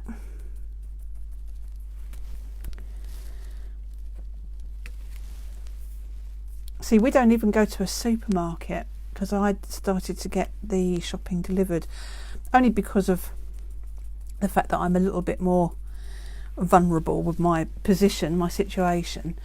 So we don't even, I mean, Tony does occasionally go to Aldi, but neither of us have been to Tesco's in, God, I can't remember how long, because we get all that delivered now. But he has to go to Aldi to get my gin.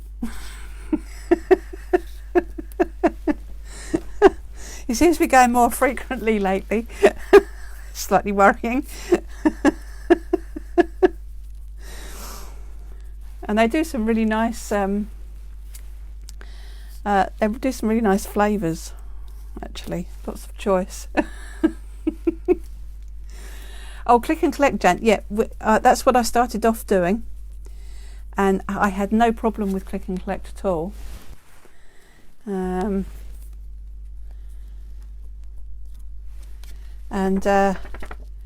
But then we just decided it would be better, because I think what they did at one time, we couldn't get any slots, but then we got the gist of how you're supposed to book them, because they go on at midnight. So I wake up early hours of the morning and normally book one then.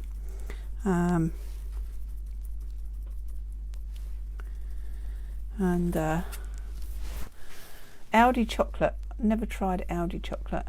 Oh, you're finding it difficult, are you, Margaret? I know. It's,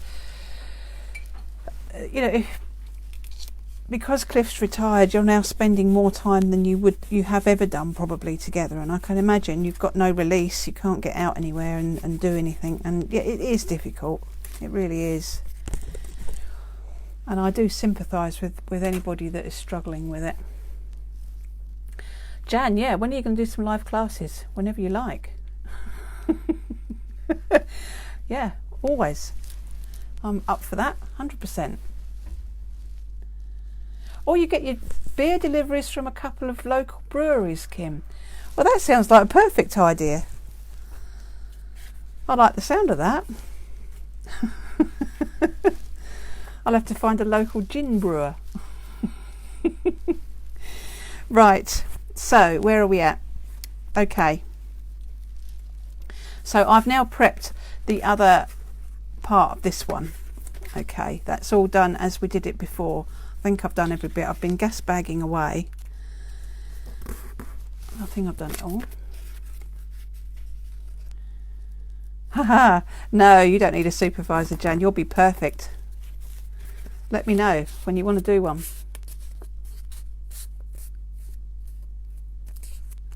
Oh yeah, Doreen, I know exactly what you mean. Do you know what, Doreen? I have to book my deliveries 3 weeks in advance. 3 weeks. So I know when they're going to release the next day's slots. So at the moment we've got 3 booked up. And then we have the delivery on the Thursday, and then on the Thursday stroke Friday night, so Thursday night, Friday morning, I know they're going to release the next delivery slot on like 3 weeks time, on the Thursday, and then I'm normally awake about 3 in the morning and I go in and book it, because if I leave it too late you can't get a slot, and it's kind of yeah, exactly, Jan. Oh, hello Fiona, you're back. Was it nice? Yeah, this is it, Jan. You know, you can't get a slot, and I simply can't, you know, unless I wake up in the middle of the night and book it. Right, so here we go. That I can glue in. I can glue that together, because all we're going to do is just put a little pouch in there. Of course, you might decide to do it where you've got a book in this one. It's up to you. You know, I'm just doing what I did the original sample like, but I'll leave it up to you how you do yours.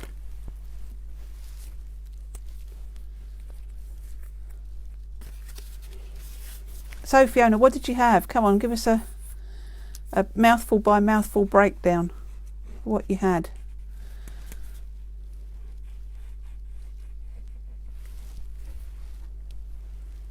Oh, you go to Morrison's because of the trip out. Yeah, well, I think that is a little bit why Tony goes to Aldi, because I think it gives him a reason to actually go out, and I don't blame him. We tend to make me stay indoors because of my vulnerabilities, and he just has to be really careful when he goes out. Roast beef with all the trimmings. Yum yum. Oh, you paid for a pass at Tesco's. I don't think they're doing those at the moment, Margaret. I think they've stopped. Is that like the delivery saver thing? Because I know I went on there and they said that they weren't doing them at the minute.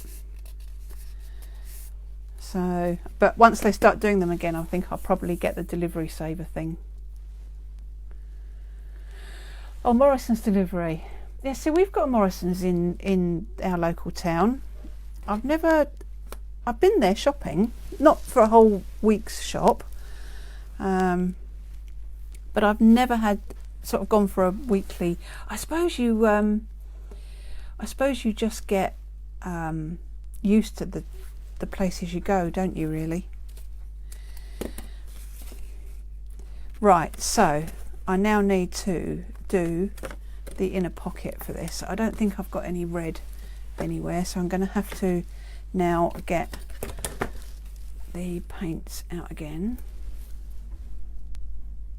Oh yes, Jan, yes you could. That would be a brilliant idea. And that's definitely, once you get the pieces from me, which probably will be after Hochanda now, you can get stuck into that. Oh, they do UK meat, do they? Oh, okay, I didn't know that, Celia. I might have to look into them a little bit, I think. Might even try if I can get booked up. I know some of them didn't take any more bookings at the first lockdown. I know I signed up for Sainsbury's, but they weren't taking any more sign-ups. That was when I was trying to get a home delivery.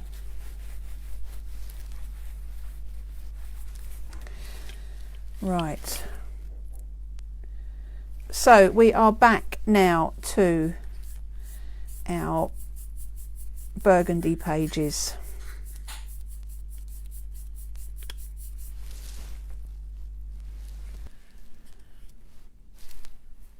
Oh, they've got their own fish farm in Cornwall. Oh, see, I didn't know that either. There you go.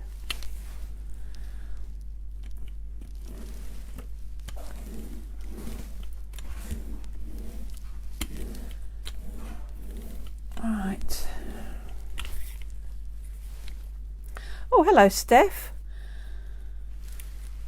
How are you, my love?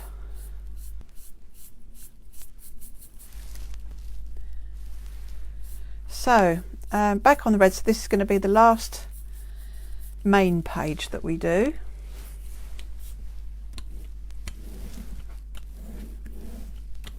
Yeah, we're quite lucky actually. In our local town we have got a Tesco's, a Morrison's, an Aldi and a Lidl.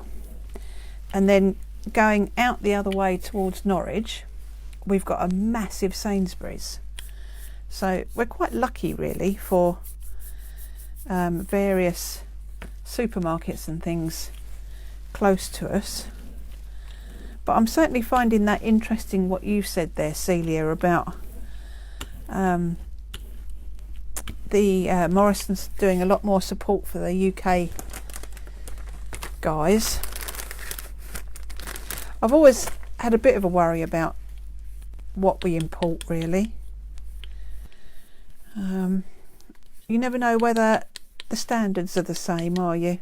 Do you? It's difficult, isn't it? I've read a few horror stories.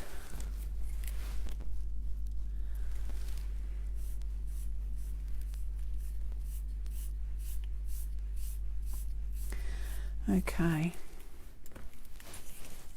so we're going again with a bit of burgundy over the top.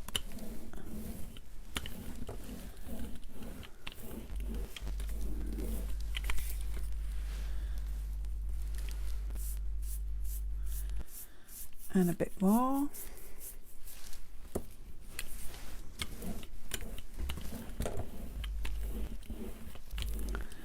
Yeah, I think I'm going to keep up with the home deliveries, even when we come out of lockdown. It's amazing how much time it used to take to actually do the shopping. And I've kind of got used to it now, having it all delivered. Okay, so we've got that, and then on this particular one we did the flicking of the colours, didn't we? So let's get a bit more burgundy.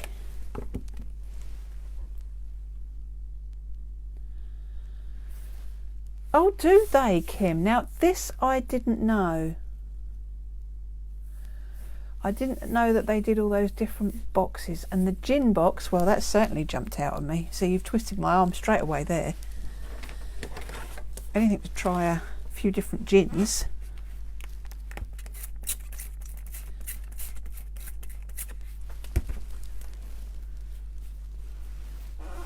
Yeah, now that is the other thing, isn't it, Jan? Doing click and collect. Because you're putting everything in your basket, once you've done that final checkout or whatever the night before or whenever you need to do it by, that's it. You can't change it. You can't add anything. And when you get there, you can't sort of just, as you say, you can't pick up cake or sweets or anything else.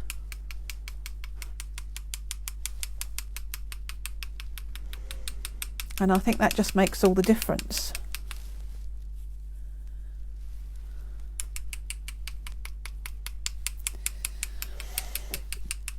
Mind you, I'm I'm terrible if I check my shopping when I've had a couple of gins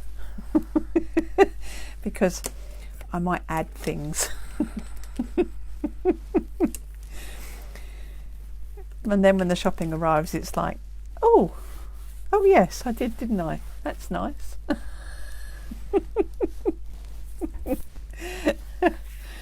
It is far less stressful, definitely. Far less stressful, Doreen, there's no doubt about it. Yeah. We just never thought to do it before. I guess we have always gone and done the shopping.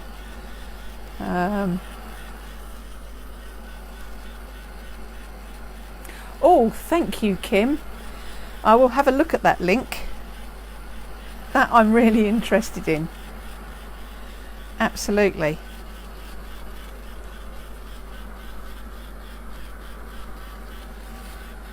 Well, yeah, that's true, Celia. You do have to treat yourself, yes. And sometimes I pop things in that I sort of think, well, why not? I'm trying to think what I put in this week. Oh, little cheesecakes.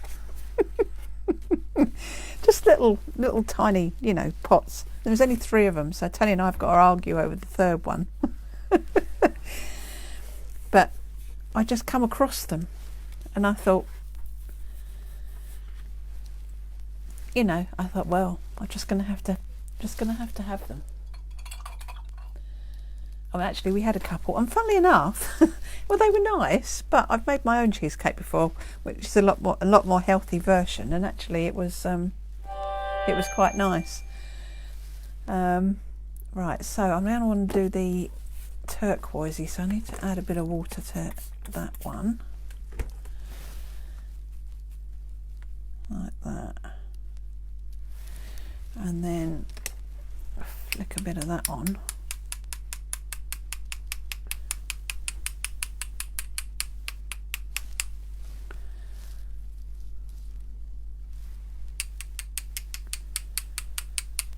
That's it. And I'll dry that off.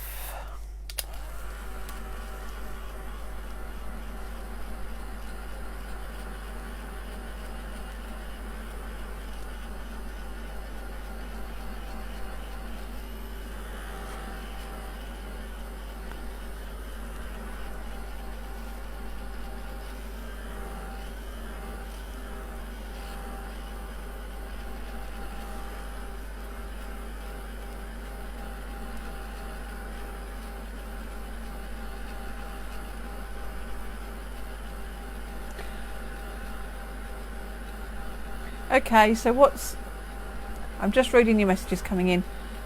What is goo? What is, yeah, you'll have to tell me. Am I pronouncing it right? What is goo? Is it something that I need to try? Okay. So we've got to cut the pieces for the other page. So I'm going to go with that there. A pencil. They're little pits of heaven. Right, okay, I've got to look those up. It's no good. And I'm presuming I can get them from Tesco's, can I? They are going to go on my next shopping list.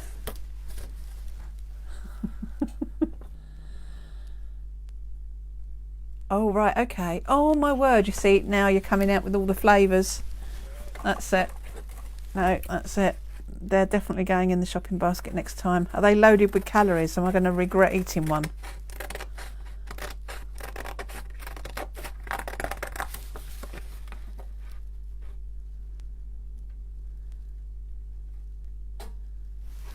Oh, and they come in glass pots, presumably, do they? Okay. Okay, so obviously you've got a double whammy there, something that's useful as well. I'm getting persuaded. Right, so what I need to get out of this, because I need an inner for this. Oh, a small portion. Yeah, well, that's all right. I don't mind a small portion anyway. I don't like a great big portion, so that's good. Now I need to find my little small one, my little template, which has wandered. Where's that wandered off to? Oh, there it is. So I've got to fit on that and that. Oh, that's okay. Right. So I'm going to draw around this one first.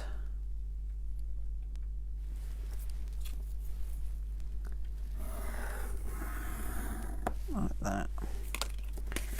I'll do that one in the middle. Oh, we might need another one. Well, that is the problem, isn't it? That is a problem. Yeah. No, that's it, Joan. If you have one, you're going to say, oh, actually, I like that so much, I'm going to have another one. I guess it's just perhaps have one after I've eaten a big dinner or something. But I'm rather partial to something sweet after dinner. I never used to, but I am now. Right, I'm going to pop that over there with that one because I know I've got to glue that in yet. And this one I've got to do the other side.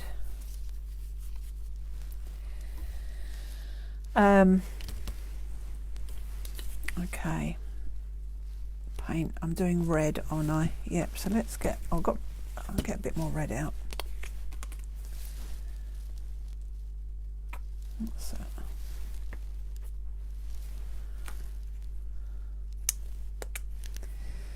And then a bit more burgundy. That's it, like that. Yeah, no, that's it. You see, you've got me onto something now. I'm going to look that up after I've come off the live, and I'm probably going to add them to the basket. I have got a thing about lemon flavoured stuff. I'm not a big chocolate fan, I have to say. If I have a choice between chocolate or something nutty, I would rather eat a packet of peanuts than have a bar of chocolate.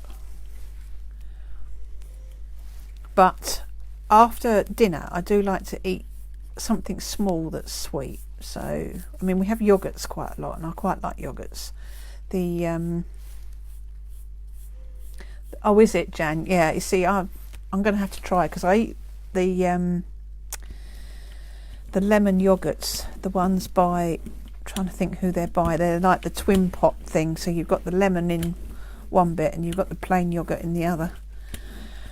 And I can't even remember the name of the make now. Oh, they come in packs of 2, do they, Doreen? Okay, well, that's not so bad, because I could just get a pack of 2, which means Tony and I would have one each, and then we wouldn't have any more that we could have. So it could be a once a week treat, couldn't it?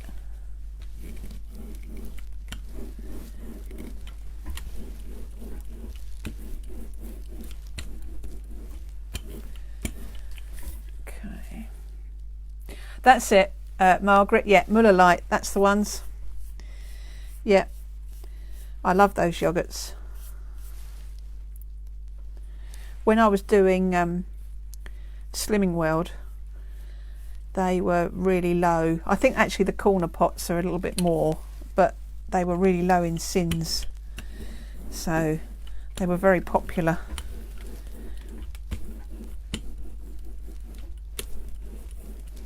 Okay.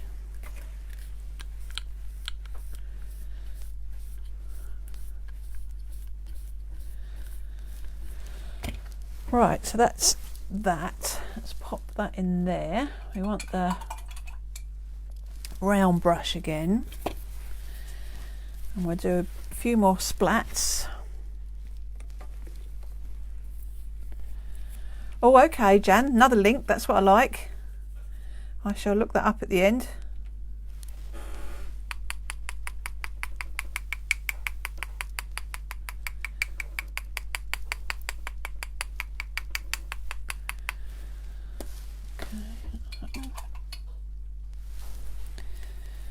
Dry those splats off first.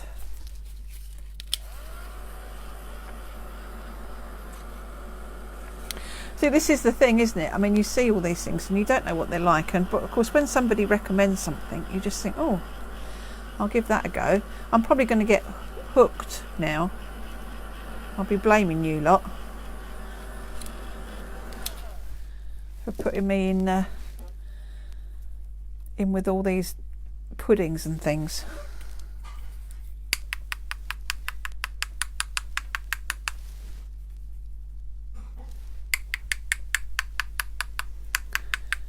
Okay, so that's that.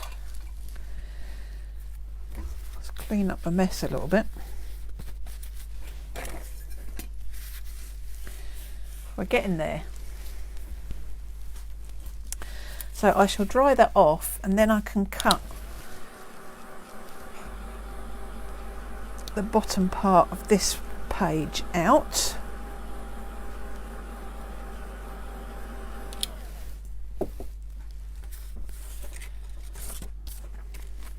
Which we'll pop that on there like that.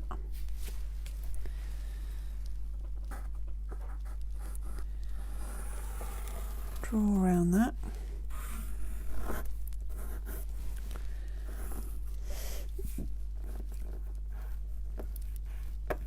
I should have sharpened my pencil really.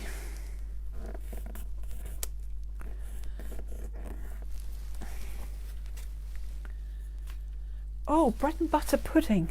Do you know what, Margaret? My mum used to make the most amazing bread and butter pudding when we were kids.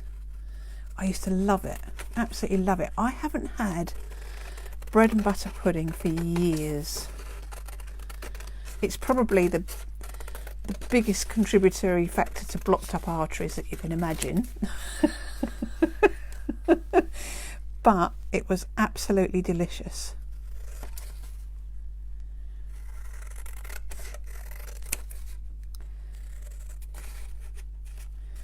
It's funny, isn't it, when you think back all the puddings and things that we used to have, and they were probably the most unhealthy things in the world, but they didn't seem to do us any harm at the time. I wonder whether we've just conditioned our bodies now so they can't cope with all that type of food anymore.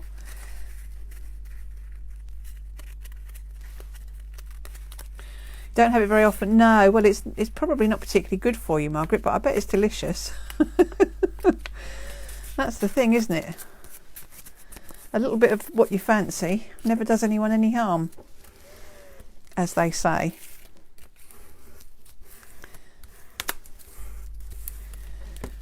Right. So that bit is going to go with that bit.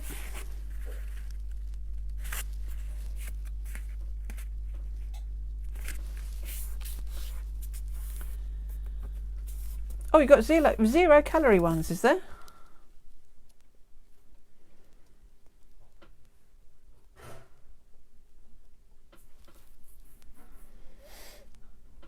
Oh, I'm just reading what you're saying here.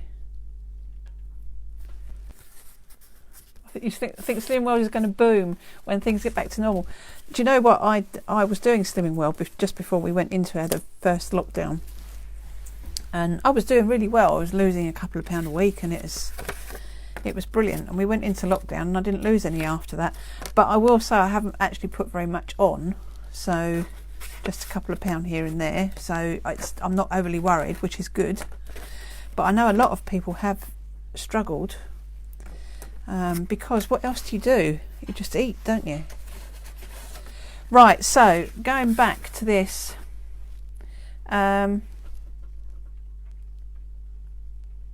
Now that is a good point, Pauline, actually. It really is a good point. You probably did eat far less, and there was probably hardly any takeaways either, so you wouldn't have had your fish and chips and your Chinese and your Indians and all the rest of it. And then, of course, you were walking everywhere. That is the thing. We use our cars far too much now, don't we?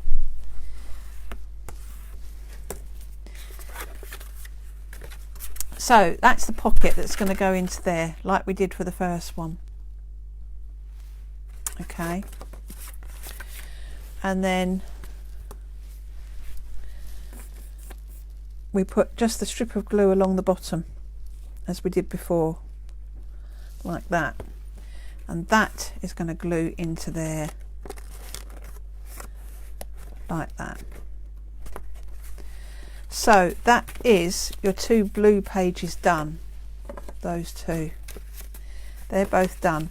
All you need to add to those is your tags, but I won't show you how to make a tag. You've probably got dies and God knows what else that you can use, or you might want to put other things in there anyway. All right, so that's 2 of your pages there. We've got 1 page with all your signatures in, so we're going to do another lot of signatures, and I am using the blue tack. Yes, Jan. No, Celia. Getting confused now. Yes, Celia. Because of Jan's tip, and I started off just with a tiny weeny bit of blue tack and it didn't really work, so I found a big squidgy bit, and now I use it all the time, and it works. It's good. Right, so we need to just do the pages now for your other red one. So we're going to do what we did before and do it all on 1 page again. So Doreen, where you asked me earlier about how many signatures, how many in the signature, now you can see that I got 5 out of this A4 sheet. But as I said before, it doesn't matter. You can have as many or as few as you like in your signature. I shall probably only get 4 out this time because I probably mess it up, but we'll let's go with it and see what happens. Like that. And then I think I went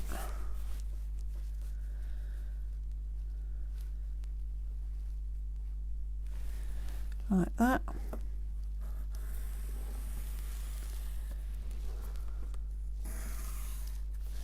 And then I probably did, oh, not sure how I went with the next one. I think I probably did one down here like that, and then squeezed one in there, yeah, like that.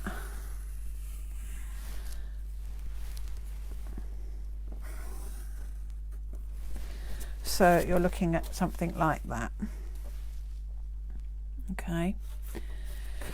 Right, so I'm now going to cut those out,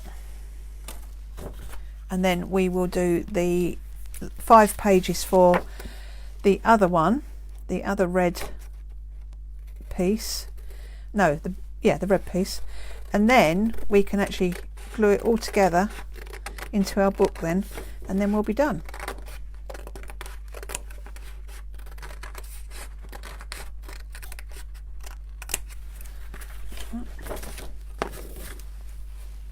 Yeah, no, it really does work, Jan, the blue tack, definitely.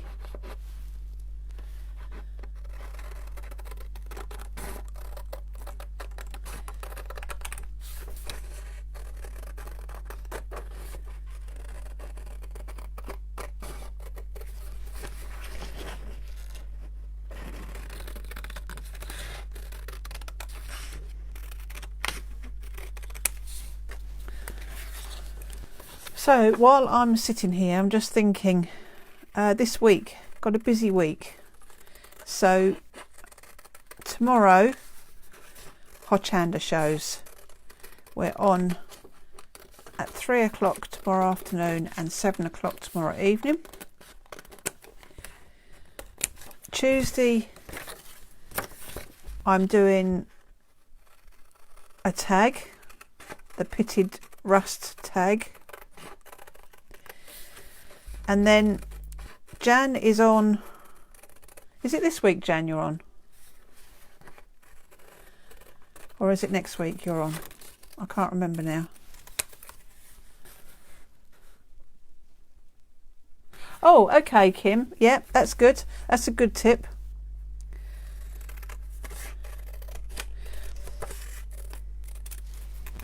Yeah, Thursday. Right, so Jan's on Thursday, doing her house, her spring house, and I'm also on this week, and I can't remember which day.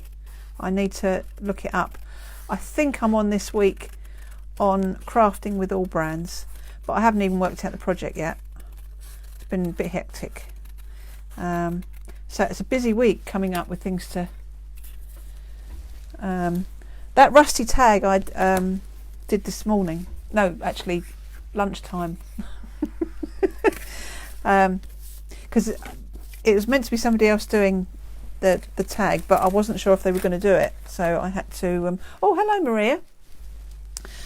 So I had to bish bosh something out, so I just hope it actually works when I do the live. We shall see, eh?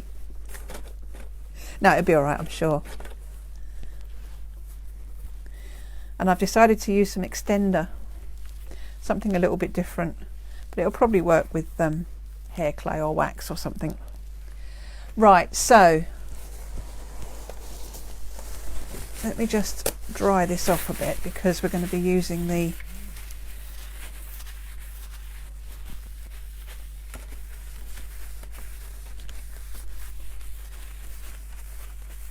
using the distress inks.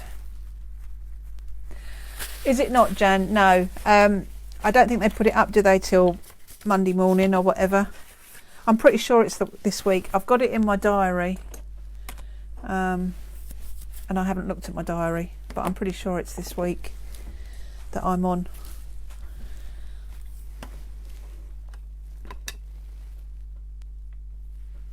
Oh, never mind, Kim. Yeah, no, that's okay. I mean, the house live will always be there. That's the thing. And, you know, we know that people can't make everything. You know, life gets in the way, doesn't it? You have other things you have to do.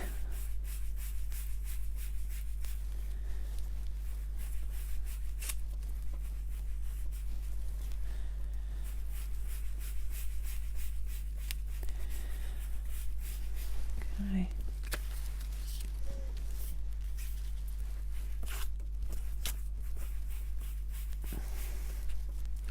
Yeah, so I'll try and put a post up at some point with all the dates and times of everything, so people know what's going on. We just have weeks like this where there's a lot going on, but there's so much, isn't there, on the internet now? So much inspiration and things to follow, which is lovely, of course.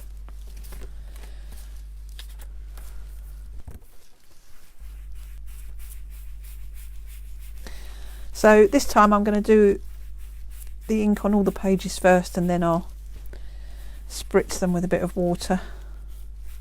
Just doing things a different way around.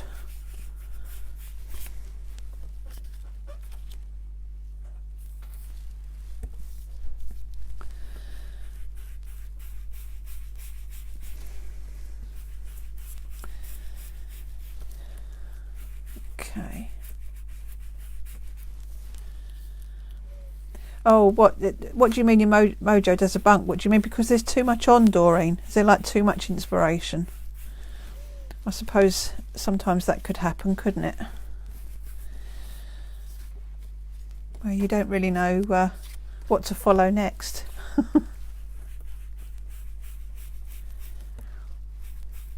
Almost like an overload of information, isn't it, really?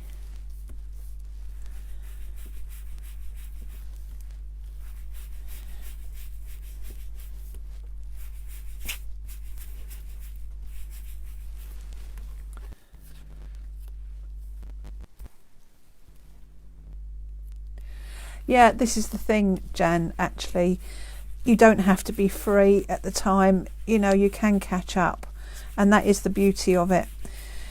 And there is now so much. I mean, because of the pandemic and the fact that we haven't been able to do anything face to face, there's an incredible amount online to do now. It's great. I really do think it's great. I just worry a little bit for tutors that are generally just tutors, so they earn their money by going to classes and teaching. They're having to, I mean, they can do the online classes, of course they can, but I think if they don't get big numbers, because there's so much free stuff out there, are people turning to the free stuff rather than paying a tutor now? I don't know. I mean, yeah, the big name tutors, I think definitely they're always going to be fine, but I do wonder a little bit about people that really got the majority of their income probably from doing face-to-face classes. Oh, you've had your wires for your bind it all. Ah, do you know, I've got a bind it all, Kim. This is another thing that we buy that probably got used and used and used in the beginning, and then it ends up being put away.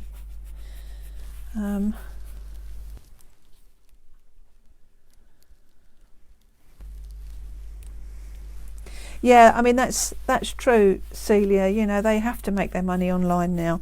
I think what I mean is that I worry that if they haven't got much in the way of their own products, if it's more I have a friend. Hello. No, don't eat that. No, come on, dead. No, you're not having that. Go away. It's all right. Molly's picking things out of the bin. Oh, that's it.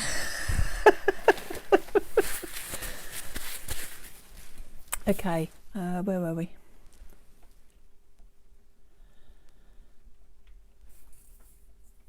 She's gone back downstairs now, Jan, thank goodness, after she came up and raided the bin. Yeah, I think going back to the sort of like the artists and that rely on the workshops, if they haven't got anything, a product to actually sell, if it is just, if they're just working as a teacher, then I think it must be quite difficult.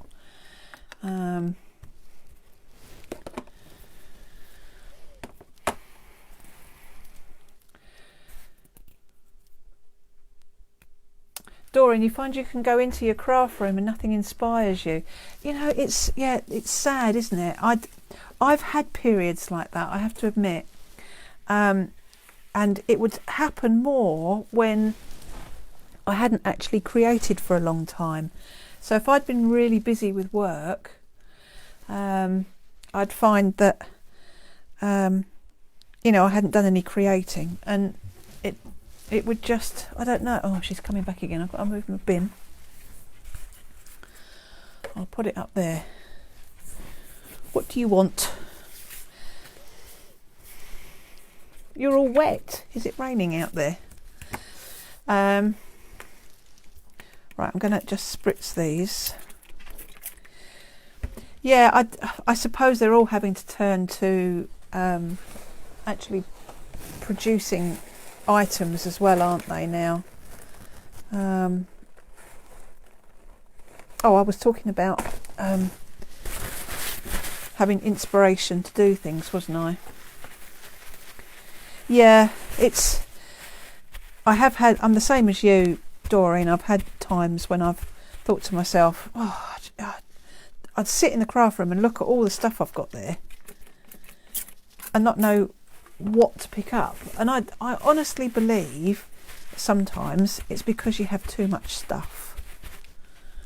You know, you keep buying and buying stuff, and you've just got too much to choose from.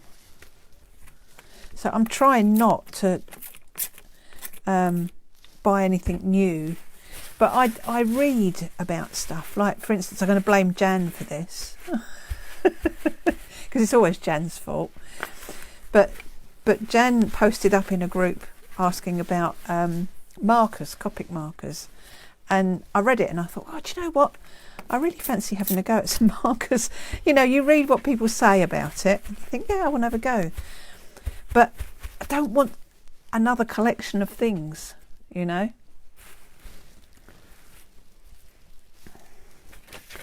So I'm going to try and not go down the marker route.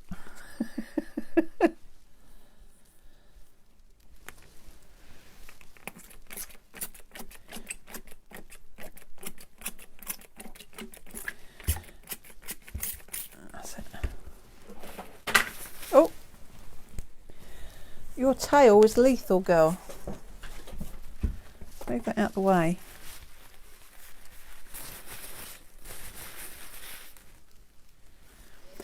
Well, yeah, that's true, Kim. Actually, this is the thing. You are discovering people because they are putting themselves out there, and I think it's nice to sort of be able to pick out the people that inspire you, and you know, all the time they're doing workshops, you haven't got to worry about travelling to get to them, which I think is lovely.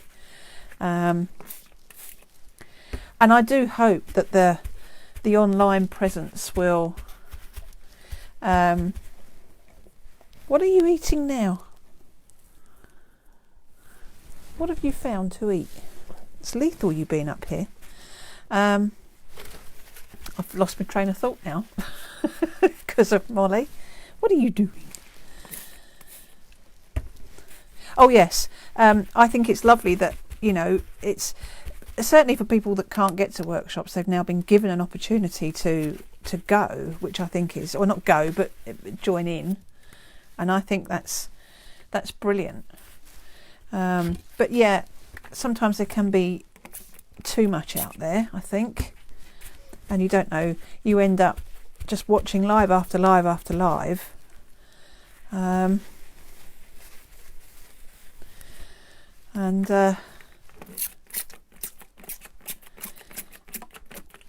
Yeah, it's hard one. It is a hard one.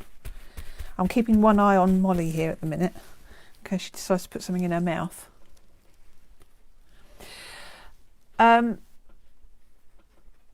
No, I won't go there, Jan, actually. I really think I'm not going to do the Copic thing. I just think it's going to be another thing. I'm just going to end up wanting more and more.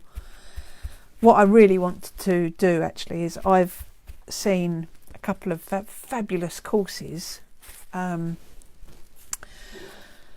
showing you how to do paint animals. Well, not paint, animals with the polychromos, and I've got all the polychromos. Will you stop sticking your nose in my paint? You're not having it. Leave it alone. Go and lie down.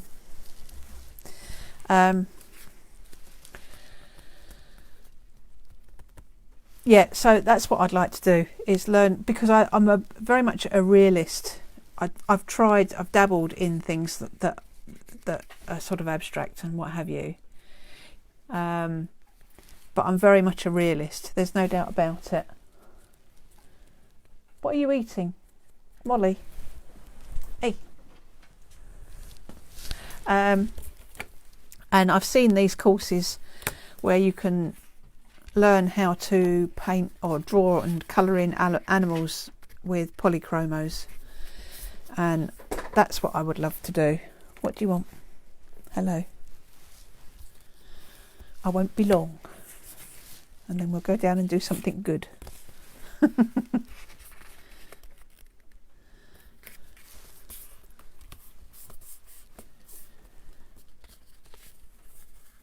Yeah, I mean, cost is another thing. I agree, Jan. You get a lot more for your bucks, if it were. And not only that, it's actually much better for the tutor as well, because somebody tutoring in-house would only probably realistically manage to teach 20-25 people maximum, unless they've got runners or people to help them out. Online, you haven't actually got a ceiling to it, have you? You know, you can have as many in the class as you like, as long as you're able to keep up with the questions. Right, okay, so we're getting there. So that is the next signature done there, which we're going to sew into this page. So we go back to what we did before. I've just got to find my little... So you need to find roughly the middle, because we're going to do 3 holes again like we did before. Roughly the middle, go in through there like that.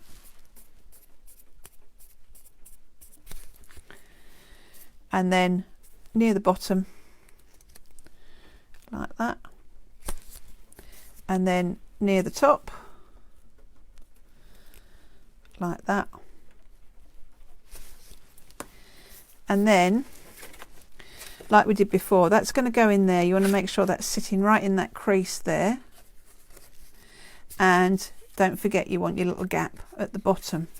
So we'll make our little hole in there, and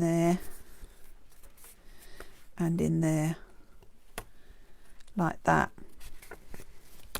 And then next thing is with your thread. So we'll get some thread, which, there it is. I'm going to do it double again like I did before. So you want to double your thread up, and then you only need to go up and down twice. So once it's doubled, it's going to be roughly, as long as it goes up and down twice, that's plenty, that's loads. So in fact I can probably do it a bit less than that.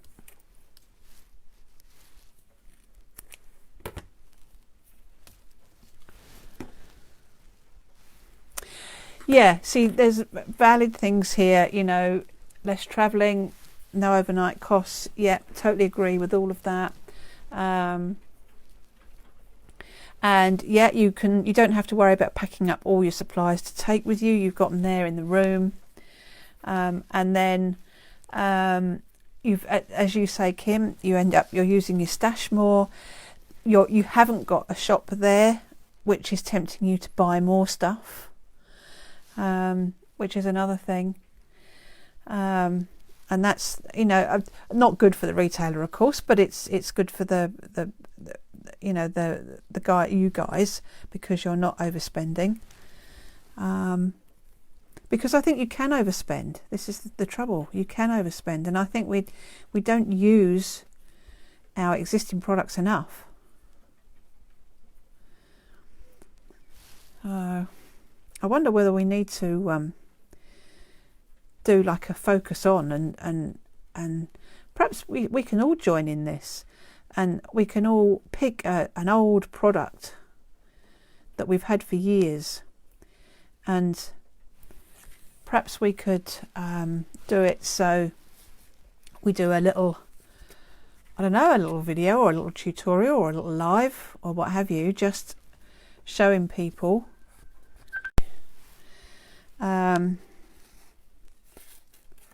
She's going to think I've upset her now. Never mind, I'll call her back later. Yeah, so we could perhaps do, you know, a focus on kind of session. So we'd all pick something. I mean, I've got a drawer full of distress stains. Most of them haven't even been opened. I should really get them. I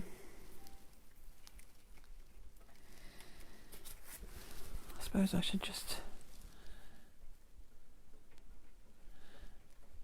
bear with me. I'll just tell her that I'm doing a class. Sorry about this, guys, otherwise she might keep ringing.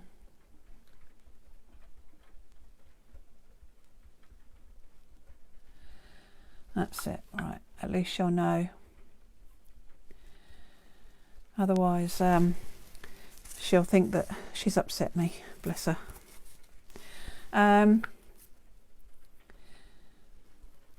Yes, this is it. I think this is it. I think perhaps that's something we could think about doing. As I was saying, I've got these distress stains. Most of them have never been opened. Perhaps I should have a good look at them and sort of figure out a few ways of using them. And then yeah, and then we could perhaps do it like that. So we would all sort of pick something. You know, it could be anybody. It doesn't have to be, you know, it could be anybody that goes into Hando's group.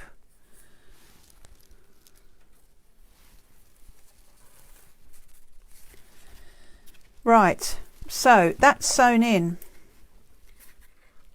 like that. So that's your other one done. So now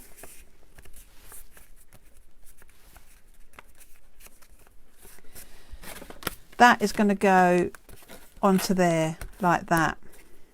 So we'll glue that in. We're on the home stretch now. I'm amazed that there's still people here following along. Bless your hearts.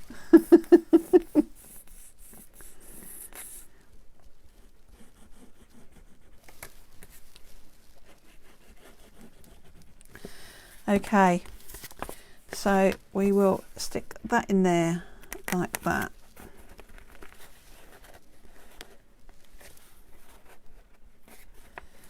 And just push all that in together. Turn those tabs up and we shall pop that bulldog clip on there, just for literally a short while.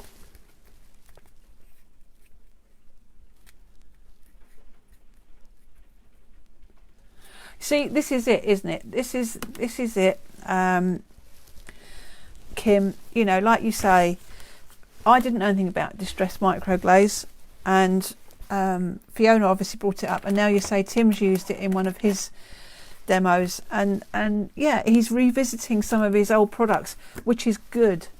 You know, I think you should. I think people should. There's too much new coming out all the time, and we're just buying new, and I'm sorry, but a lot of the products are just doing the same things, aren't they? So, okay.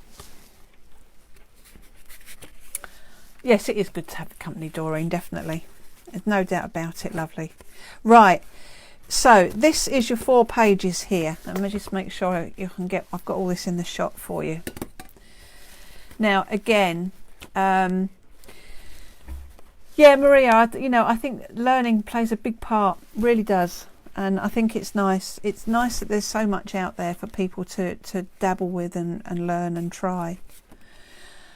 Now, it's up to you. You can put these any way round you like. You don't even have to stop at 4. You could do 6, whatever, 7, doesn't matter. Do as many as you like, okay? But 4 will go into this particular binder, and you'll be able to open it right out like that and have a look at all the pages like that. So, yeah, I mean, you could actually get away with 3, I think, but I thought 4 would be slightly nicer.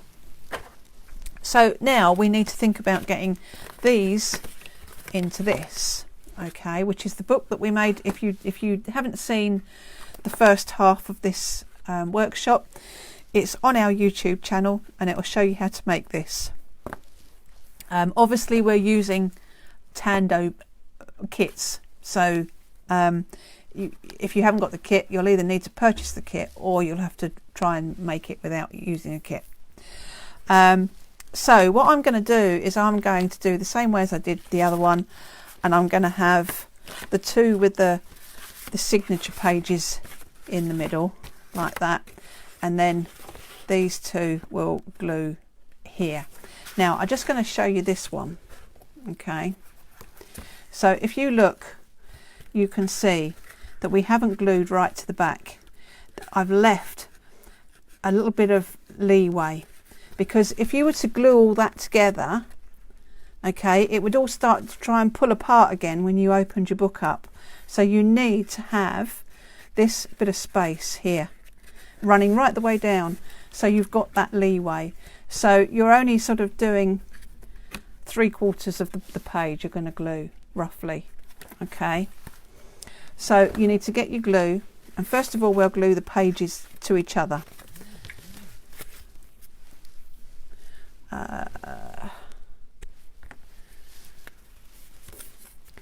So I'm literally going to run the glue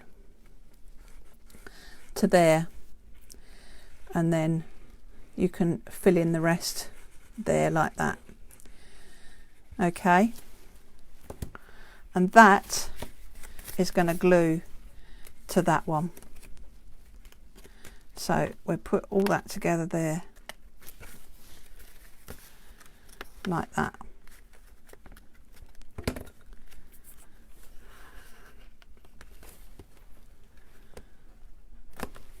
And as you can see, you've got that bit at the back which is going to stay loose. All right, so we need to just hold all this together here.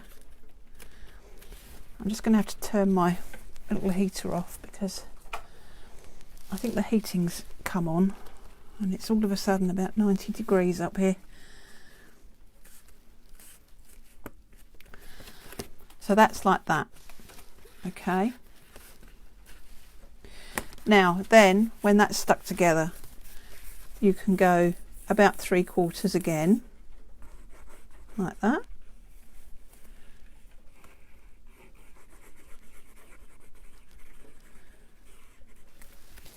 And then we'll put that one to that one, like that.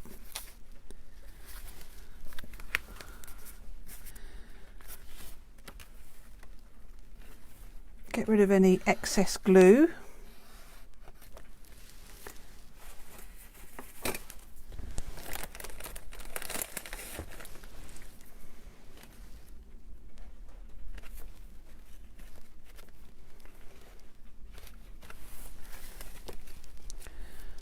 So that's that. And then let's make sure that's all glued at the bottom.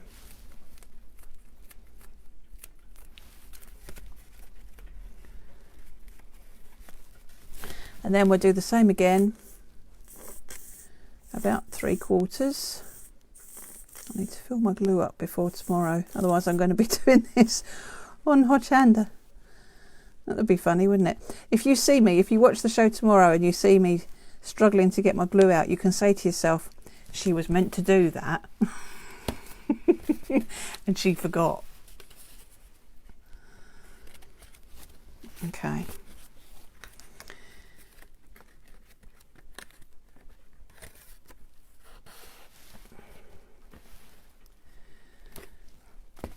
Right, so that's that one. So you can see you've got this bit of leeway, which is going to be roughly the same width as your spine there.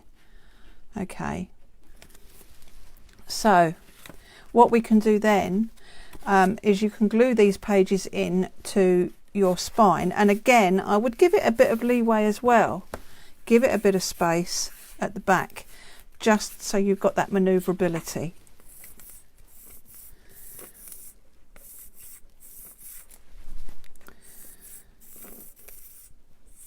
Definitely need to fill this up.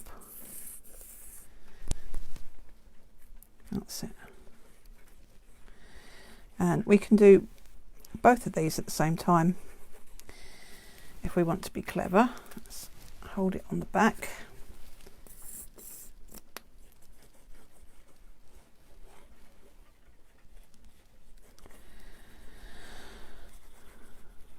Like that.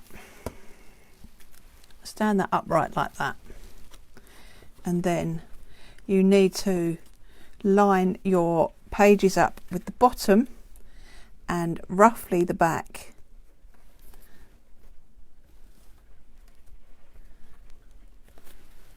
Like that. And that's coming away. I'm going to need to grip it, so get some pegs or clips, whatever's easy. Do you know what? I enjoy the chit chat as well, Jan. I really do. I mean, I do waffle on a little bit, but it is nice.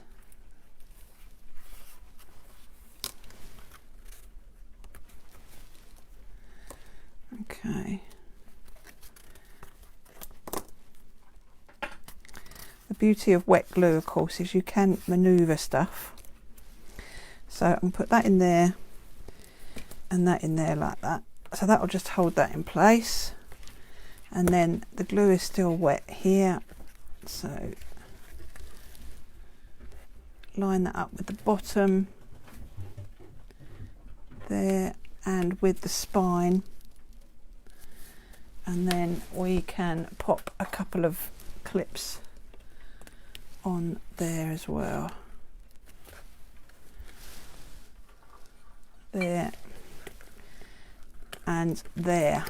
Okay, so you can see that your pages are all glued in, but you've got this bit of leeway there, so when your glue's dried you'll be able to open that right out. It's really important that you've got that bit of a gap there, and then of course it means that you can open your pages here and you can jot things into your little book. It's not going to be the easiest thing to write in. It's probably more of a decorative thing that you would write in and decorate first, and then it would be a nice gift. You know, you could do it perhaps as a little photo journal here, and you can write bits and pieces about your holiday in there and do a bit of journaling, a page a day or something for your holiday when we eventually get a holiday again. And then you can pop your photos in there. You know, there's lots of different ways that you can use these. So I will just stick that on there like that, so that glues down a bit better. That's it. And that is about that. So those two sessions together, as I said before, if you haven't seen the first one, it will be on our YouTube channel.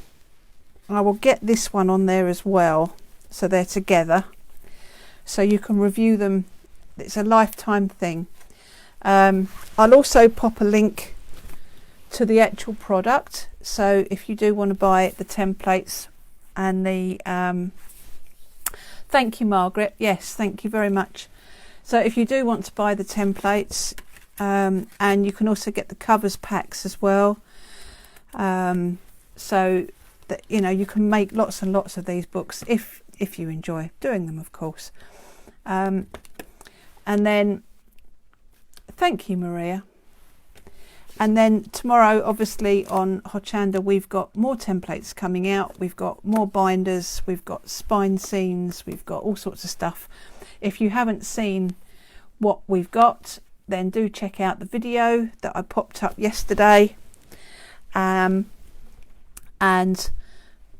also put everything on the website this morning, and it's all for sale on Hochanda's website as well.